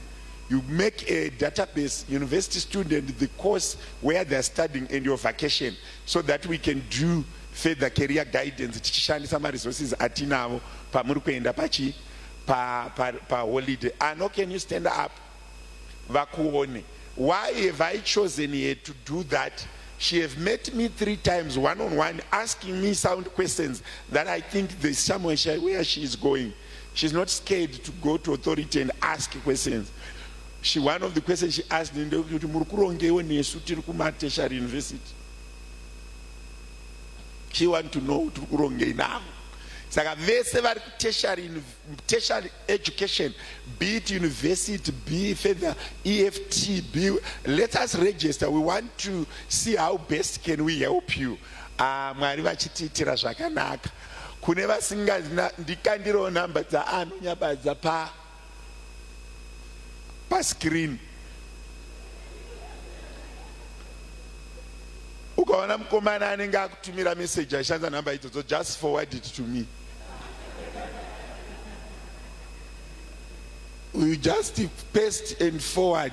Ndati dzishande for university students, not for boys. Nine.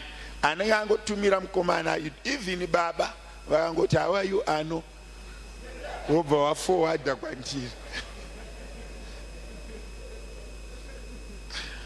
Unongofa andina munhu asingatauriki naye ndinotaura nawo zvichitira, but I'm serious. Kune vamwe vekuti andina O level, andina qualification. Vanhu vakadaro, can we come and also meet? Ndioneiwo tione kuti what can you do? Kushaya chikoro is not a death penalty. Pane zvakawanda zvinogona kuitwa zvinoburitsa mari zvinu. Andika sandikutsvaga vanhu vakadaro zvikuru sei vari kuyouth, my young mothers vaya vakakurumidza kuroorwa at 17, 18, 19, muri mudzimba musina any qualification. Also see me. Vanhu vandinoda kuona zviri agent, vanhu vari muno muchurch asina passport kana any form of documentation. Can I repeat this? Andina passport, andina asylum. I'm just a person. Ndine chitupa changu chekuZimbabwe. Can we talk? Murikuta vandweza ngatiwonanei nditsvageiwo zvinotibatsira. Nditika vaya kuti andina passport kana passport yangu yakaexpire kudhara andakangogara ndingori munhu. Can you please send me a message so that we can see how best we can try and leverage our papers? Vaka apply for the ZEP, vari kunzi vaite waivers. And please do the waivers now. The grace period ends on the 30th of June, if I'm not mistaken. Let's do my waivers. Mama sometimes assist, but the volume iri kwavari yakawandisa. Saka vamwe vacho handei kuma internet cafe, vaya vasina mari yekuenda kuma internet cafe. Please come. I'll try to make sure kuti mama vadzidzisa sister Amy, so that we have two people who can assist. Munhu ari kuti handina chi mari yacho yekuenda kupi ku internet cafe, but hatisikuona kuti this grace period expire usati wabatsirika. Andika also tichiri ipapo kune munhu ari kuti handina company yekushandisa, handina anyone anondiprepare mapepa. It's not wise kuzvivharira door uri mumba. Talk to us, tione kuti tokubatsira sei. Andika kurumidzai kudii kutaura tione titobatsirana chi sei. Andika kune vamwe computer wizard vanonzwisisa makombiyuta, kana volume ikawandisa ndichakukumbiraiwo mamwe sleepless night tiapplyire hama idzi. Andika we need, tinoshanda nemi ndimi vanhu vacho. Andika tinoshanda kana iwe wakaaplya yako zvikakurerukira zvikaita nyore, unongondiudza kuti mufundisi I can help someone. Andika ndokupa 2 or 3 people vekuendera painternet vobatsira. Asi hakuna munhu ane ZEP anofanira kupedza kuti tivharirwe asati apply, irregardless of your financial situation or your condition. Come up forward, let's help you. Andika uyai tikubatsirei zvitiitire zvakadini zvakanaka.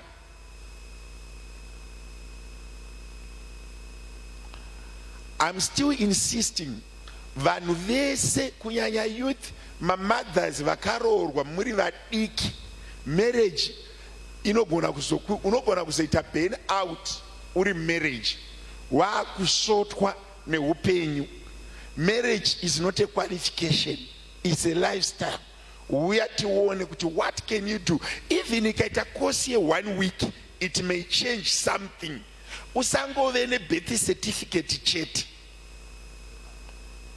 vamwe vanova vakarwa ne17 or 18 or 20 nemarriage certificate yacho hautorina.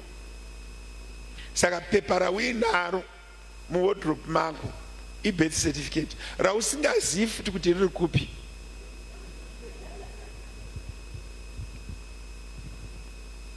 Andika, saka uyai titaurirane tingoona there are so many things that we can do even using our own hands. Andika, there are so many things that we can do using our own hands. I'm trying to pioneer kuti tiite some SITA registration tikwanise kutraina zvinhu zvakaita senge vana child minding, child care pano pachechi. Andika, tikupei some form of certification pano pachechi.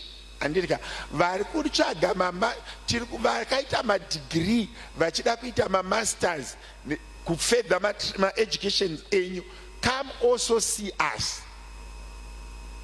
Can I repeat this? Come also see us. We have people vari kutsvaga masupervisor, especially kana uine degree remits.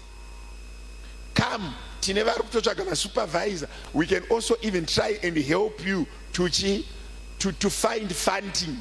We are looking for you. Vanema degree remits, even any other degree. If you want to further your studies, come up. Let's see how we can help you. Vasiri kuenda kumabasa, vakagara kudzimba, also register with me or Sister Annie, so that we know kuti uri kumba hauna chikafu.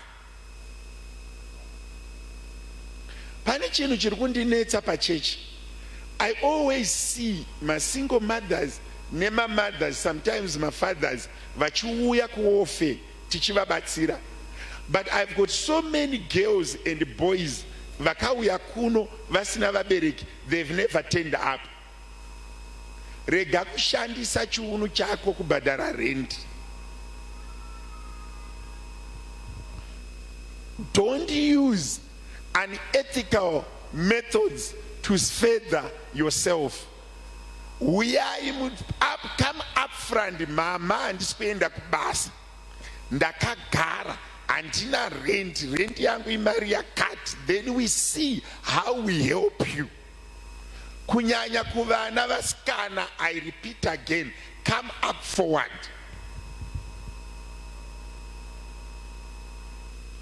Unogona kusangana munhu ari very abusive. Ukashaya rubatsiro rwacho rukasatombova rubatsiro. Andrea, so come up forward. Let's use my platforms atinavo kuita zvinhu zvakadi zvakanaka. Vakomana vasiri kuenda kumabasa, come up forward. Taurai handishandi, ndakagara kumba. This is what I can do. Then we see how we can help you. This does not only apply to the youth, even in my households. Regai kuenda kuna machonyisa, regai kuenda kuzvimbadzo, kana musingaendi kubasa, in one way or the other, let the information be shared.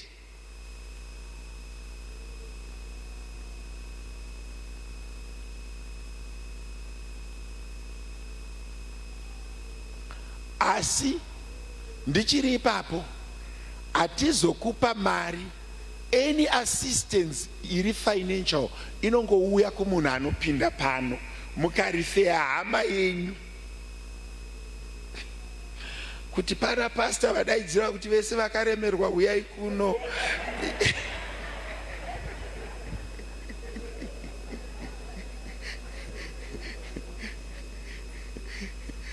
Mukarifeya hama yenyu ichadzoka ichitaura kuti vanhu vaya vari very stingy. Handizvere, vanhu vaya vari very stingy. Vese mafacilities edu nemaplatforms edu ese anoseva our members. Who is a member? Who is a member? Is a person who is tithing, is a person who contributes through offering, is a person who has a cell group, is a person who has a department. Kana taku offer pane maprofessors aripo, pane mastructures aripo atinoda kuedza kubatsira vanhu, tinokuvheta.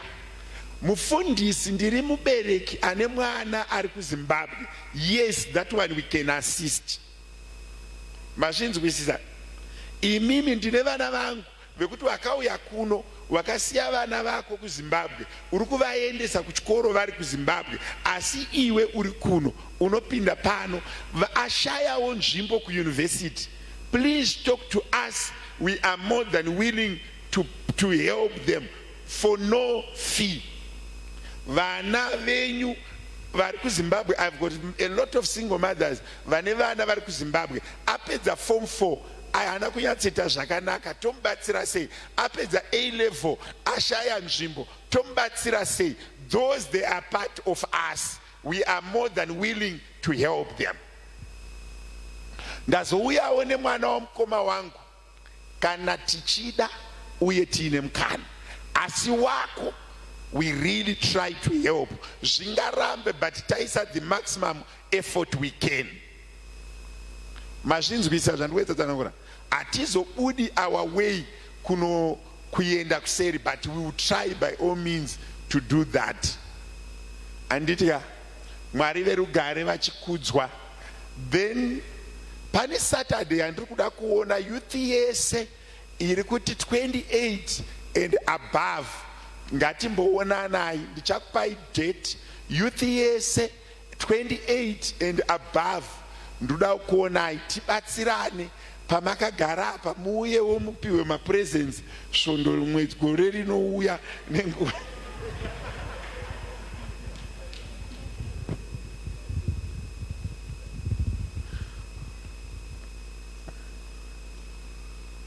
Hanzi natulani manje. All right. Regai ndidaidze Sister Priscilla Masimba. Ndofunga varipo tamboonda, mbovaona somewhere. Ngavauye kuno. Na Faith zvovu zvakare ngauye kunoko.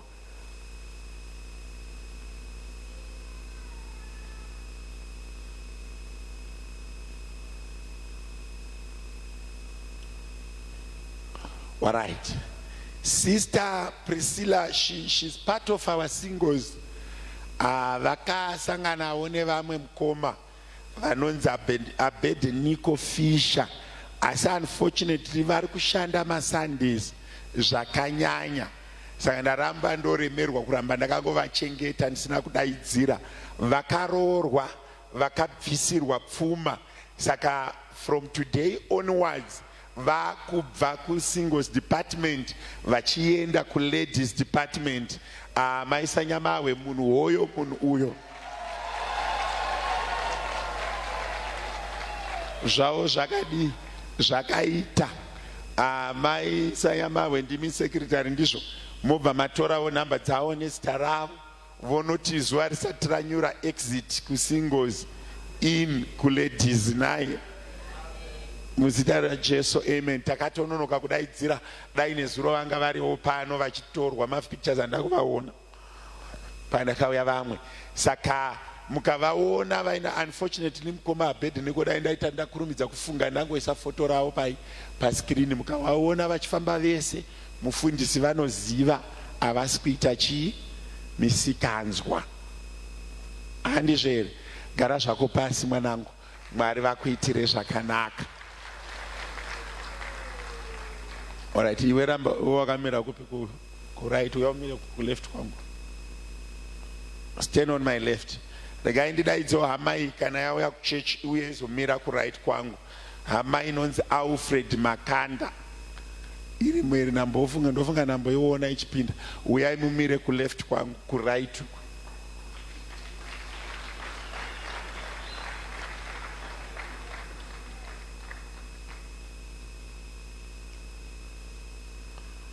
Alright.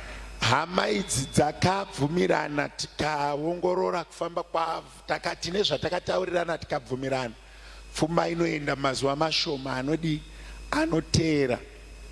Saka zvorova kuti uyu akuroorwa. Kana wanga uripo une nhamba dzake, sezvo aimbopindira pano, chidilita umusunungure nekuti asungirirwa kune the other side. Munhu akasungirirwe kuleft nekuright here.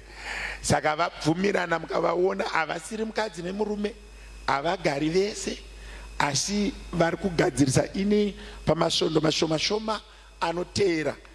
To be specific, panozopera patosvikaona na 15 July vanenge vagadzirisa madhetsi avo ndinavo. Kungotyira dzimwe hama dziya dzinoshandisa mushonga, saka tisingadaidzire hedu mai.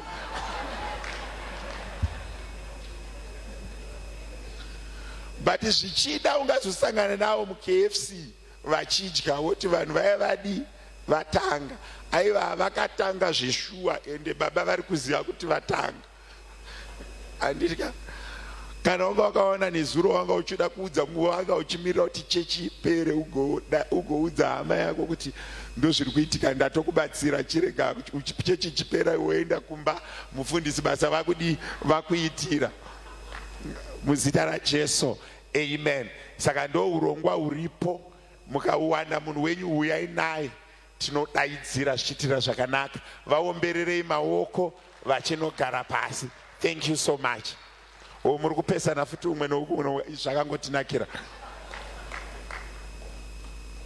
Alright. Mwari ngavatiitire zvakadini zvakanaka.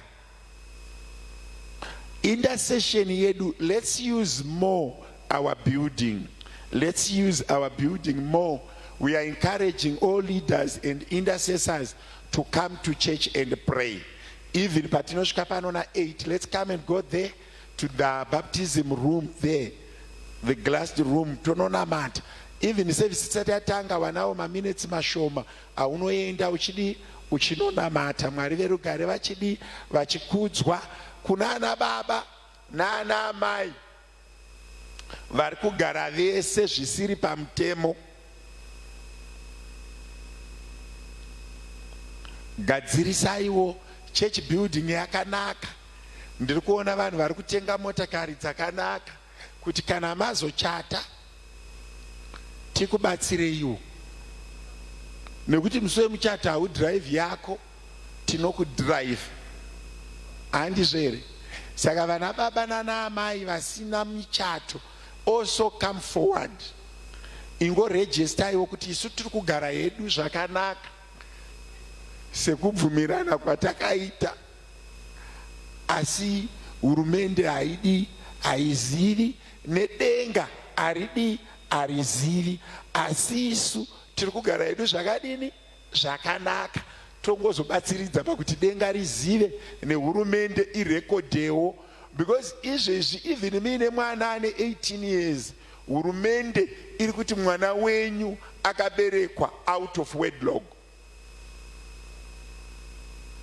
Can I repeat this?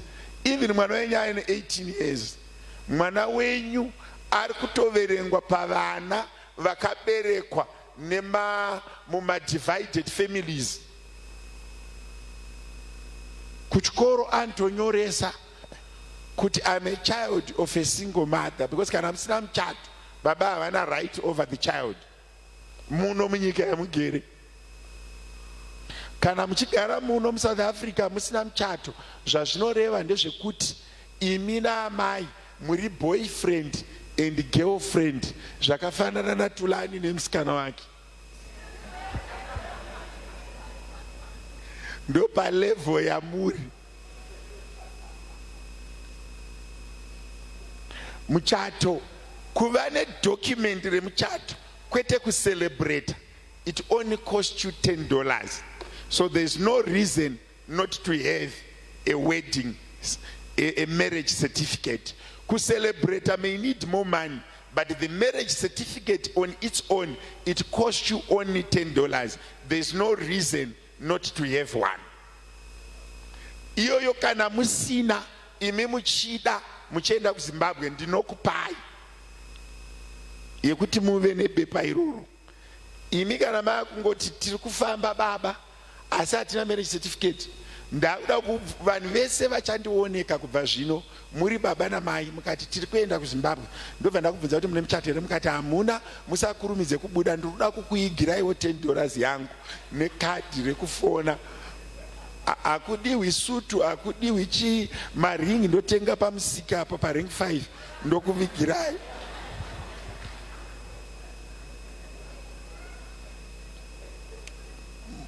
Modzoka mondidzoserawo paseo yangu kuti upenyu hudi hureruke, makoronike inyorwe zvakanaka, kuti baba namai Gandiyero zvichizikanwa nehurumende, zvichizikanwa nemunhu waMwari, kwete kungozikanwa nemuromo pasina bepa.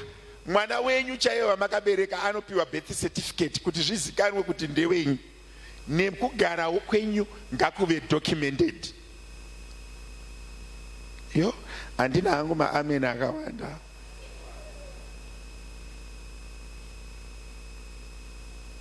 Hallelujah. Mwari ngavatiitire zvakanaka. Youth, what does it, in the next 5 to 10 minutes, I just want to, what does it means panonzi na Deuteronomy, ndisiro Deuteronomy 5 verse 16 pa screen.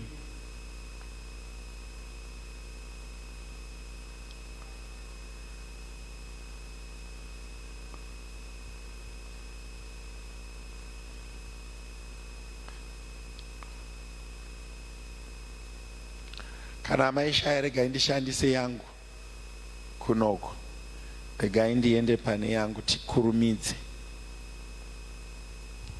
Honor your father and your mother as the Lord your God has commanded you, so that you may live long, so that you may prosper in the land the Lord your God is giving you. Honor your father and your mother as the Lord your God has commanded you, so that you may live long, and so that you may prosper in the land the Lord your God is giving you. What honoring, what does honor in this context mean? And why is not God asking you to honor him, and is asking you to honor your father and your mother? God is not asking the youth to respect him. God is not asking the youth to submit to him. God is actually asking you to honor your father and your mother, not him. What does honor means in the context of the society that may have manipulative and misguided parents? Honoring of parents means doing good. Pane vhesi rinoti baba vebenzi havana mufaro. Tsika yekurarama inoshanda so. Kana uri mukomana une maonero aunoita upenyu, kana wa mubereki une maonero aunoita upenyu. The vision neupenyu hwemubereki hauchengetedzwi nezvaainazvo, unochengetedzwa neunhu hwevana. Ndipadzokorore, mubereki haararami maringe nepfuma yaainayo, anorarama maringe neunhu hwevana vake. Kureva kuti mota iri panze apa haindipe mufaro, asi kurarama kwaShanoni ndokunondipa mufaro, kudarika mota, kudarika imba. Mufaro vemubereki uri mumwana. Kureva kuti moyo wemubereki unogona kuparara kana kushaiwa chizvaunoreva kana vana vakashaya unhu hwakanaka. Saka bhaibheri Mwari vari kuti vabereki vachengetedzeke, vana ngavaite zvakanaka. I can tell you, millions minus sound children is an insult to your life. Nekuti paunorarama semunhu pane mazuva ekuti hauchararami uriwe, unotanga kurarama muvana vako.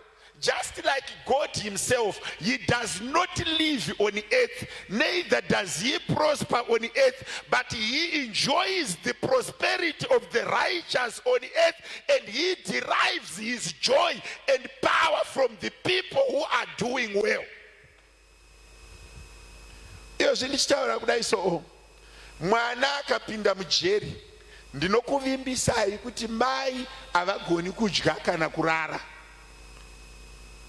Mwana akarwara kana akasafamba zvakanaka. Saka youth, whenever you are misbehaving, you are taking a sword right into the heart of your parent. Mwana, even izvazvi apply ku youth chete, zvino apply nemi vana muchine vabereki vapenyu. Even uine 50 years, kana baba wako vari vapenyu, vakakuona uchirasika, vanoita BP. Can I repeat this? Ende mukataza kuti vana 9 vakaita zvakanaka, 1 akasaita zvakanaka, mai kana baba havava nemufaro, vane 9 vari kuita zvakanaka, vanoshayiwa mufaro ne1 asiri kuita zvakadi zvakanaka. Saka blessing yenyu say youth and your power is in doing good. Pamunoputa mbanje, pamunomwa doro, you are being cruel to your parents.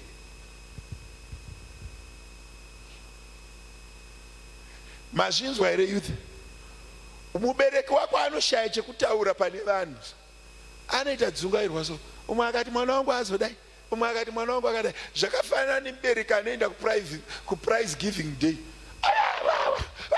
achivaperera vevamwe, vozoona vake zita rake kana parinodaidzirwa kana pa1, bereki iye anodzokera kumba achiti ko yandiri kubhadhara fees yakasiyanawo here nevamwe. Ukanzwa mumwe munhu zita rake rikadaidzirwa, chamhanya chaenda, mai vati iwe unongozungudai, unoita kunge usikachaendi kuprivate giving day. Ndakambobvunza mubereki ndikati vana vakunotorwa kuboarding, muri kunotora here venyu? Kanzi ndatumira wepanext door uyo haana chaanowana. Kureva kuti mubereki haasi kugona kuuya unokutora kuchikoro because hapana chinonakidza chiripo. But unoona mai senge vana mai kana iri prize giving day, kana wawa adaidzirwa so unoona vakasvetuka. Ndo chinoraramira vabereki kuti uite zvakadi zvakanaka. Zuva raunochata iwewe, mai vako kana vaine BP musi woyo inoita normal, havadi kana mapiritsi, unenge wavamwisa mapiritsi kare. Muri kundinzwa here vana vangu vekuyouth? Your pride is in lifting the name of your parents through doing good. Excel in school, excel in what you do. Izvo zvimaona kuti vabereki vane vana vanga vachiita zvinhu kumberi uku, unonyatsoona kuti mubereki ari kudzirwa kuti mwana wangu ari kuitawo something. But youth day wakangoti wawa, vabereki haachazivi kuti ramangwana rakamira sei. Can I repeat this? Vabereki vanochengetwa nekupfuurira pamberi nemi. Pandakakutaurai nemi ku youth day kune vakauya musi weonite, ndakakuudzai ndikati it's a reality kuti we are phasing out, you are coming in. It's a reality kuti pane zuva ratisingachazogoni kuzvibhadharira mafees kuchipatara. Richauya zuva ratichatadza kuzvisimudza, maziso aya achapera, rimwe zuva hatichazogoni kudhiraivha idzo dzimotikari nedzimba idzi. Pane musi watichakanganwa zverendi, pfungwa dzakuita wind up. We need you guys, you need to stand up for us. We need the Sunday school, we need the teenagers, we need the youth. Otherwise tomorrow has no meaning. But manje mukafamba chiunu chese chiri panze, titakufunga kuti nyika iyi yamira sei. Pamwe pacho ka grooming youth, it's so sad kuti vanhu vazhinji pavanosvika 40 years 50 years vari kumwa mapiritsi eshuga, vari kumwa mapiritsi eBP, kwete nekuti vakagara vanorwara, vari kurwariswa nevana vavakakurisa.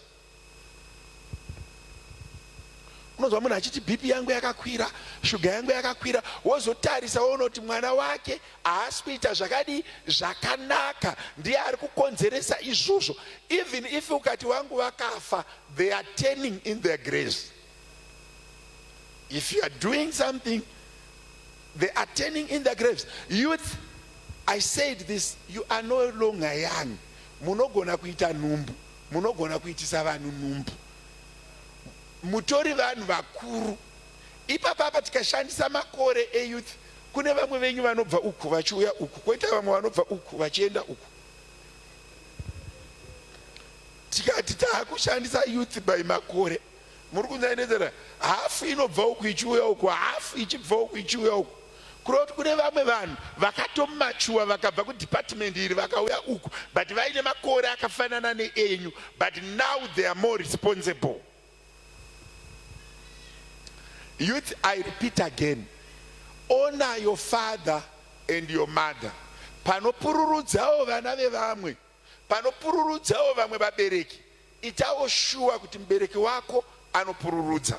Pano celebrate avo vana bereki vevamwe, itawo make sure kuti mubereki wako ane chekutaura.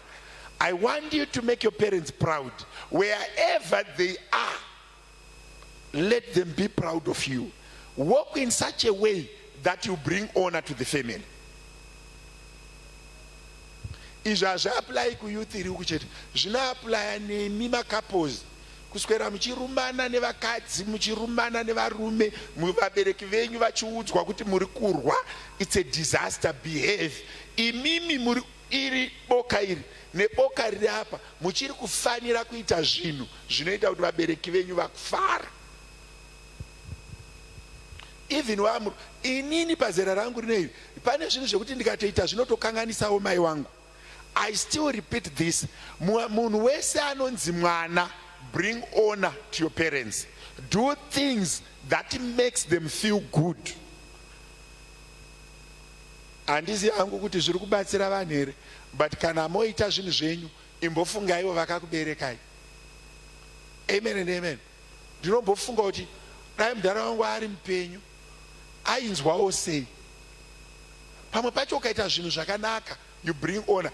Be an honorable person, so that vakakuberekai amukurumidze kuvauraya neshuga nebp. Ndaimbotaura nomwe munhu aanetsana nemurume, varumana rumana, vari kubuda ropa, akutora mapictures aya akutumira mai vake. Ndikati iwe unouraya munhu, vapedza kurumana rumana ropa riri kubuda marwa, motora chivhidhio chiya moti pa kuvabereki. Unofunga kuti rinodyika, unofunga kuti panorarika. Munhu ya ende chembereyo uri kuikwadziri. Muri kunzaenderera vanhu ivavavo anoita svondo rese, haadyi, haarari, kana kutoita accident, kana kutodhumira chaiko, kana kubayiwa nemunzwa vasingaoni, vachifunga kuti alright, pandiri kuti ini ndakura, ko vanhu ava vakadai, ramangwana rakamira sei. Iyo zvikana papa paine chembere dziri pano dzichiona rei achiita mapress ups achifarira mukadzi wake. Chembere idzodzo dzinoita manyawi, dzinofara kuzoti ramangwana rakadi rakanaka. Do good to honor your parents. Do good to make sure. Pamwe pacho vabereki vedu havasi kuda mari, pamwe pacho vabereki vedu havasi kuda kutengerwa hembe. They just want to see us prospering. They just want to see us in good health. They just want to see us showing direction, and they feel good and they feel motivated. Can I repeat this to you? Munhu wese anonzi mwana, bring honor to your parents, so that God may bless you. Auropafadzwi zvakanyanya nekuti watamba muchechi, but ukatamba muchechi amai vaine misodzi, blessing awidyi. Hands in the land the Lord your God is giving you. Isu yatakapiwa ndeino yatakatsikai. Kana uchida kudya zvakanaka zvenyika, pamwe pacho itawo zvakanaka. Vanangu, haisiri strength kugona kutizvidza pakutaura. Mama amunzwisisi chakati, mama amunzwisisi chakati. You argue too much. Pamwe pacho ukaudzwa, just say yes. Can I repeat this? Pamwe pacho ukaudzwa just say yes. It's not every time that you need to tell us. I told you before, that you are smarter than us.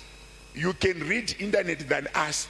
But the principle of life, the outgoing generation gives wisdom to the incoming generation. Can I repeat this? The outgoing generation, even if they are not as smart as the incoming generation, but you draw your power from the outgoing generation. We may not be very intelligent than you, but tine zvimwe zvatinogona kukupai zvinokuchengetai. Can I repeat this? Haisi wisdom kugara pasi uchiedza kutsanangurira mudhara wako kuti achembera achanzwisisi. Haisi wisdom. And certain things, by just doing them, aufi, you get a blessing. Hakuna mbereki ari stupid kudarika iwe, or ari very stupid zvokuti haazivi zvakanaka. Pamwe pacho patinozoziva kuti zvataiudzwa zvakanaka, it will be too late. I repeat again, I understand my teenagers, where are you? You fall also in this bracket. Just wave your hands, teenagers, wherever you are. It's not a strength kuti pese paunotumwa unotanga waargua. My teenagers, ukatumwa, do the dishes, say thank you, go do the dishes. Don't find explanations. Don't try and reason. Your parents are not naive, they are not crazy, they are people with understanding. And I want to repeat this in Chipeda on this youth day.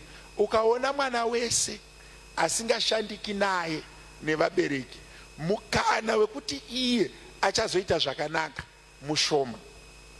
This applies to the Sunday school. This applies to the teenagers. This applies to the youth. It's not a strength, vana vangu, kuti pese paunotumwa unoita vakatsamwa. You are bringing cases to yourself. Smile, feel belonging, take responsibility at home, do the house chores with joy.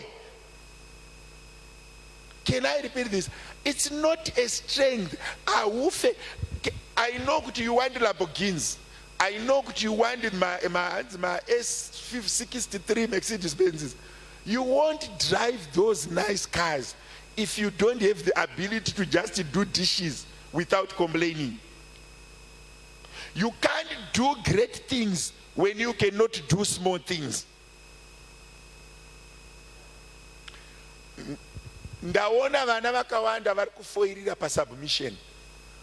Kungonzi na mama, do this. There is no need to reason. Just do as you are told, without grumbling, without giving a face. Can I repeat this? Don't give a face. Don't frown.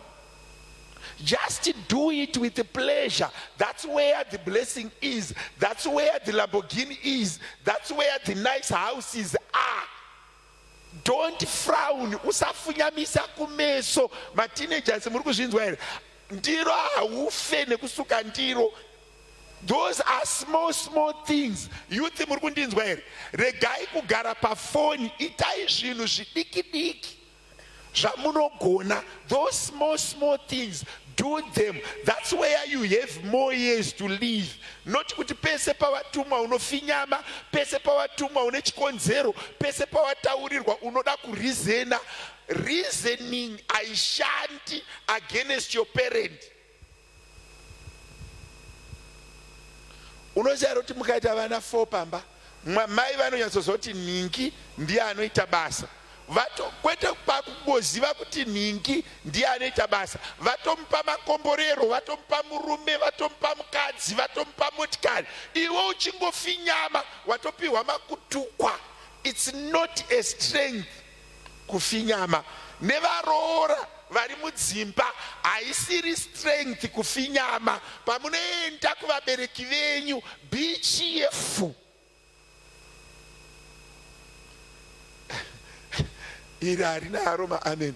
Vanhu vanenge vachiti munhu uya atanga. But I am repeating this to you. Sunday school, teenagers, youth, young people, learn to take instructions without murmuring.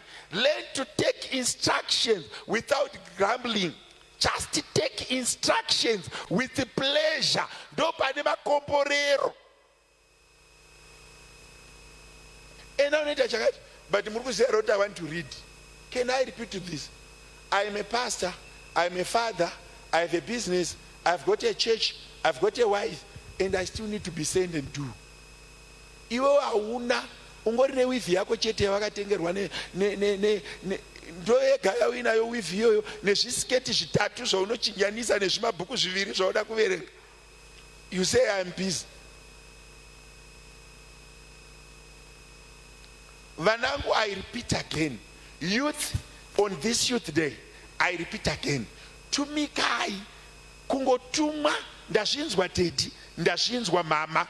It's a nice answer inoattracta makomborero. Munoziva kuti takatogara kudai so vana baba vari muno nana amai. Chembere dzedu dziri kumusha neharahwa dziri kumusha dzinoziva kuti ukaudza nhingi anoita. Ende uri pazera irori ndokutoropafadzwa kwako kuti maudza here mukomana, maudza here musikana. That trust ikawanikwa pakati pako nemubereki wakomborerwa. Asi hamuzotangi makuenda kubasa. You start now. Learn to submit. Be proactive kuvabereki. Ndoita chi, mama mati ndidi, daddy mati ndidi. But zvenyu zvokuti unenge uri paWhatsApp apa wakafundumara. Vanangu vari kuyouth, dzimba dzamuri kuda, motikari dzamuri kuda, varume vamuri kuda, vakadzi vamuri kuda, havawanikwe in stubbornness. Vanowanikwa in honoring your parents.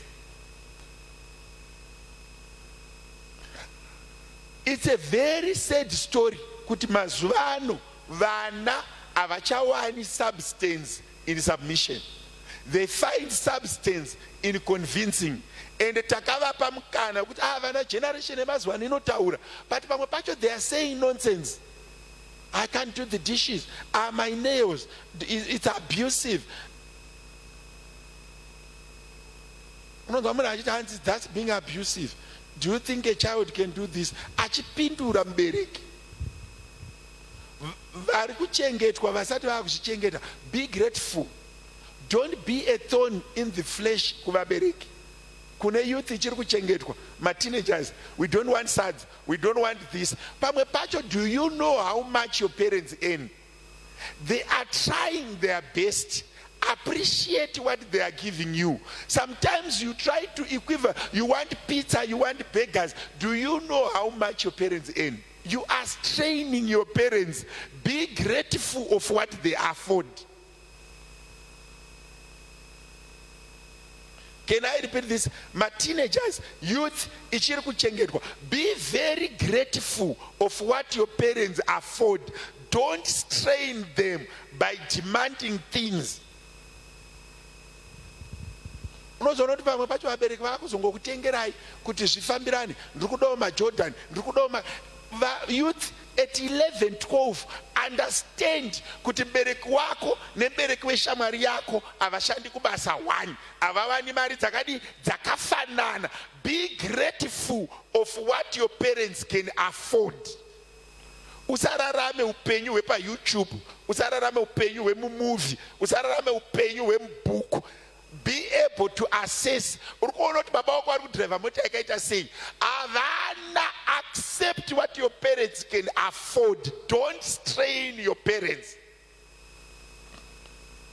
Youth in the name, let us be grateful of what our parents can afford. You don't live for the society, you live as a family. Never bereki, don't give your life, your children, a fake life. Vagarisei pasi, vataurirei kuti yedu mari haidi haikwani zvatinogona ndezvipi ndeizvi. Pampacho vabereki tiri kupromisa vana zvisipo.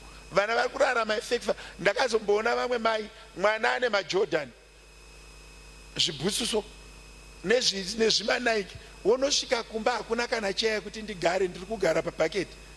Live a realistic life. Mutengerei bhutsu dzamunogona, musamutengere dzamusingagoni, muchirarama upenyu wamusingagoni.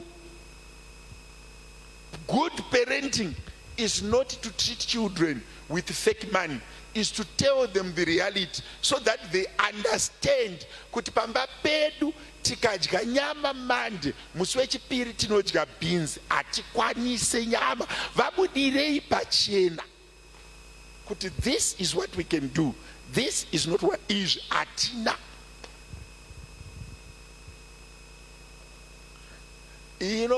Handina hangu youth iri kurasika nekuti pamwe pacho vabereki want to fake life.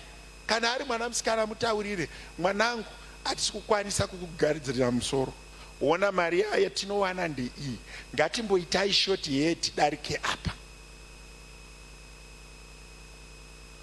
Budirai vana pachena kuti this is what we can do, this we can't afford, so that vana vedu havave nema-false expectations anozovatuma kurarama a certain life yavasingagoni. Neyouth, pfeka zvauno hazvo, usapfeke zvausina.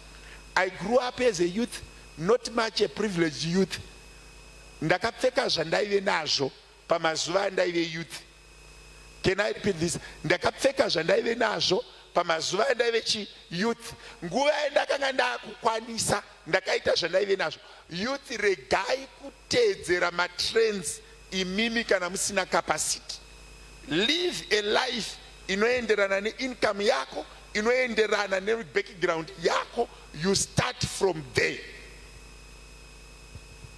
Rimwe zuva ndakaenda kune imwe imba namaimufundisi, muchinda yetaimuziva kuchecha akachena akadi, but airara pasi anga asina mubhedha. Kuchena kwakanaka, but balancisa lifestyle yako.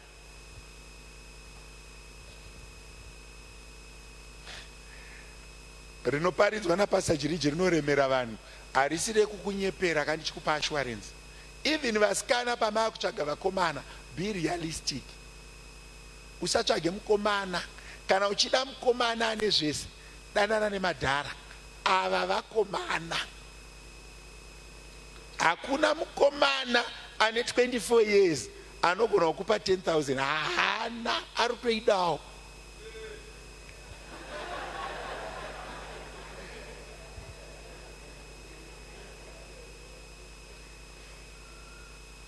Saka youth mazvinzwa, you are doing exceptionally well, but as a father I need to advise you, let's go and do well. Mwari ngaakuitirei zvakanaka, muroore zvakanaka, muroorwe zvakanaka, muve an honor to the church and give honor to the parents. Be a complete person that the world is looking for and the world is ready to receive. I repeat this again. It's not a strength to sit down and argue with your parents. Kana vaine zvavataura, ukaona kuti mama kana daddy very strong about this, say yes. Say youth, hazvisi zvese zvaunoda zvauchaita, zvimwe zvacho unoita zvinoda vabereki. And that is right. Hakuna mubereki anokutuma kufa. Can I repeat this? Hakuna mubereki anokutuma kune zvinouraya. Kunyanya ma-teenagers munokwanawo pa-submission avo. Ma-teenagers, you want to reason too much. Submit without reasoning. Listen to your father. Listen to your mother. Respect your parents. When they speak, listen. Yo, chechi yakayarara kuti zii, hauzozivi kuti tiri kufamba tese here? Kana ndakufamba ndega, asi izvi zvinobatsira izvi. Andika zvinodi zvinobatsira kuti tinzwisise Mwari vachitiitira zvakanaka. That's the best advice I have for you. Mangwana anondoda kurimindai kuti vamuti mangwana vanogona kupedzisa kubhadhara deposit ye 200 kureva kuti tinenge tabhadhara 1.2 million towards the building. Asi pari zvino hatina kana sendi remari yatiri kuda yematransfer cost. Tinayo papepa iya yamakapledja iya, tinayo papepa haisati yauya kuchurch bank account. Ngatiitei kachipatapata chekuunza mari iyi kubank account.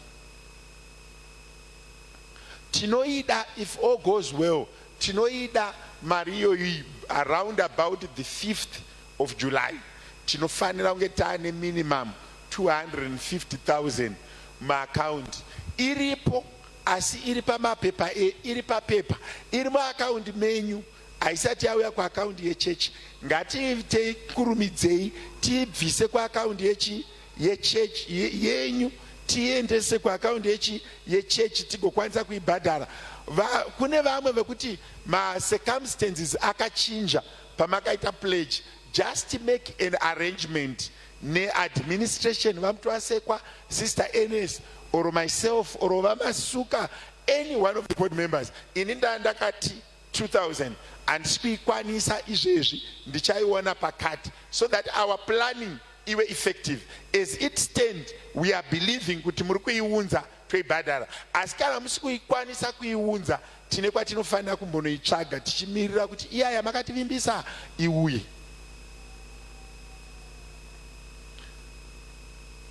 Saka zvazvinoreva ndezvekuti the deal has gone through. By tomorrow we finish off to pay the deposit. We paid 1 million. Tomorrow Vamuti is transferring another. No, we paid 1.1. Kwasara 100,000. Yavano badara mangwana deposit over yakwana. Vakabadara 1 million. Vawazo badara 100. Mangwana vano badara 100. Teta badara 1.2. Gatimbo zomberera yo mawoko. That is a great. Ukaona panobuda 1.1 million. That's a lot of money. And the other 100 is I speak why I'm saying tomorrow. Yave moma account. Andika. So atineta kwanza ubadarachi 1.1 million by end of day tomorrow. Andika. Zorewa 1.2. Zorewa tasari wane about 250 to 300. We are negotiating with TP weka discount pama legal fees. Then this church is powerful. This church is people who are committed. I have not heard so many churches vane strength yekusvika ipapo. And vanhu vari kuunza mapledges avo. We appreciate each and every money that comes through. We really appreciate, and we pray that the good Lord may continue to bless you and continue to do so. Kune vari kubvisa zvipo nezvegumi, tiri kutenda Mwari neupenyu hwenyu. Mwari varambe vachikufudzai pamberi, varambe vachikuitirai zvakanaka. To the youth, go and shine. There is no limit. You can go and excel. Go and excel. Go and express yourself. The Lord is with you. He will surely bless you. Your generation will be surely better than our generation. We believe in you. We trust in you. And we know the Lord will never forsake you. Rumbi, Tulani, let's go. Muchimira pamberi pevanhu every day muchiimba tunhu twenyu ngatupinde muplace.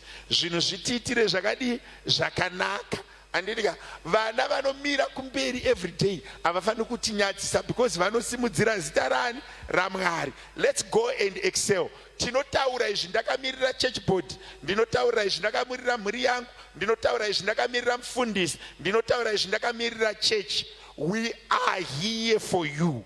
We will support you. We are praying for you. We love you. We don't believe kuti vana vemazuva havana musoro. Imimi muri vedu mune musoro, mamuri mune chakanaka chichabatsira nyika. May the good Lord continue to make you shine. Rambai muchienda kumberi. Baba na mai mani muri kutungamirira boka rakanaka. Mwari vakuitirei zvakanaka. Chechi vangani venyu vanotenderana neni kuti youth yakatinakira.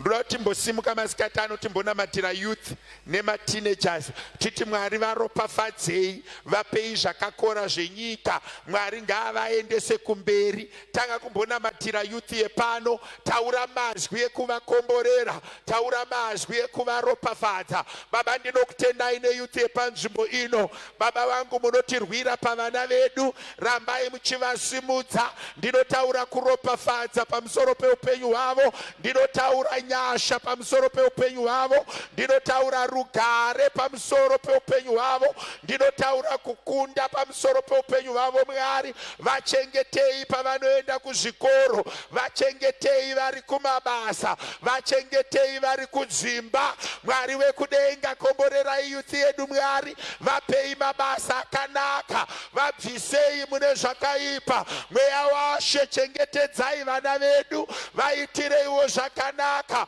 Baba ndinotaura simba rekurarama pavana ava, nyasha nerugare ngazvivaitire zvakanaka. I decree a blessing upon their life. I decree abundance upon their lives. I decree prosperity upon their life. Let them continue to prosper and to grow. I pray for multiplication and increase. I pray for prosperity and success.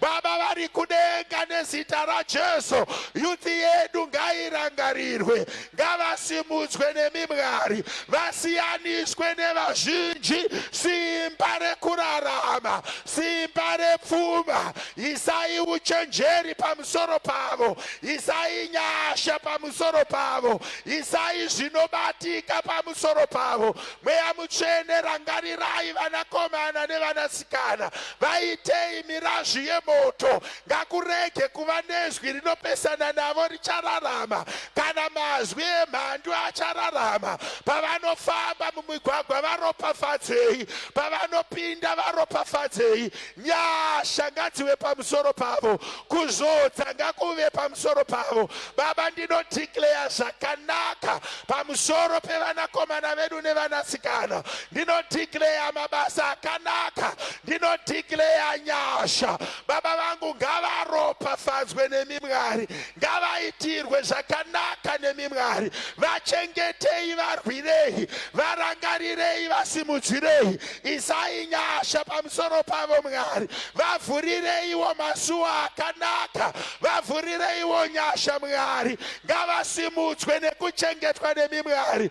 Ndinonyengeterera panzvimbo ino Mwari, youth ngaiitirwe zvakanaka, youth ngaikomborerwe, youth ngairopafadzwe, youth ngaisimudzwe. Muri Mwari venyasha, tataura nyasha dzenyu pavana vedu, kuzvikoro ngavaitirwe zvakanaka. Mweya waShe komberedzai youth yedu Mwari, varopafadzei, vaitirei zvakanaka, vaunze kukudzwa kukereke nekuzita renyu Mwari. Vabereki vafare nekuda kwevana vavo, muzita nemuropa raJesu. Father, we thank you, we exalt your name, we glorify your name, muzita nemuropa raJesu. Amen. Youth leader namai pamwe chete youth, you have our back. We love you, and we mean this. We love you. You are our future, you are our tomorrow. We trust in you, we believe in you, we know with you the Lord is going to do great things. Youth Mwari vakukomborere, vakuitirei zvakanaka. We are praying for you. Amen and amen. We are itizopa kunashe. Let's come and give unto the Lord. Youth praise team mapedzari, we are itifare vanangu, tichipemberera se youth kana kutoya mese kumberi, muchipa tichifara. Kuno kunda kukamchiri pakupakupa kupa kune mufaro. Kuno kunda kukamchiri iwe ukapa kune mufaro. Kuno kunda kukamchiri kupa kune mufaro. Kuno kunda kukamchiri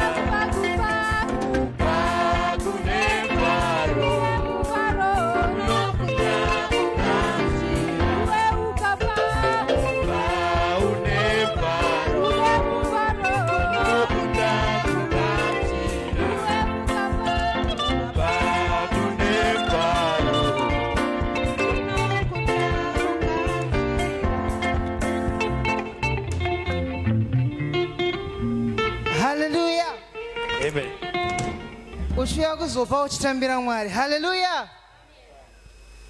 Mune simba muropa ra Jesu. Mune simba muropa ra Jesu. Maita simba ninyosha muropa ra Jesu. Mune simba muropa ra Jesu. Mune simba muropa ra Jesu. Mune simba muropa ra Jesu. Mune simba muropa ra Jesu. Mune simba muropa ra Jesu. Maita simba ninyosha muropa ra Jesu. Mune simba. Semoga.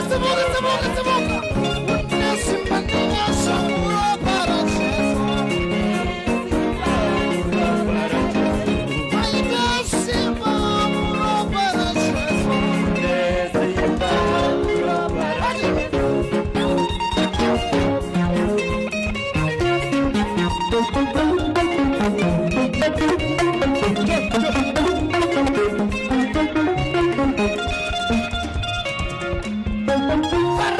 Para. Maria Josiwe. Para. Maria Josiwe. Para. Maria Josiwe. Tamba. Tambira Josiwe. Tamba. Tambira Josiwe.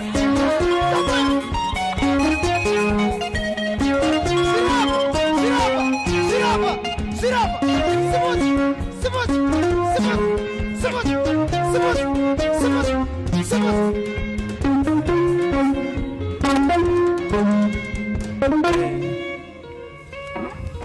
Simudza maoko ako kuna She.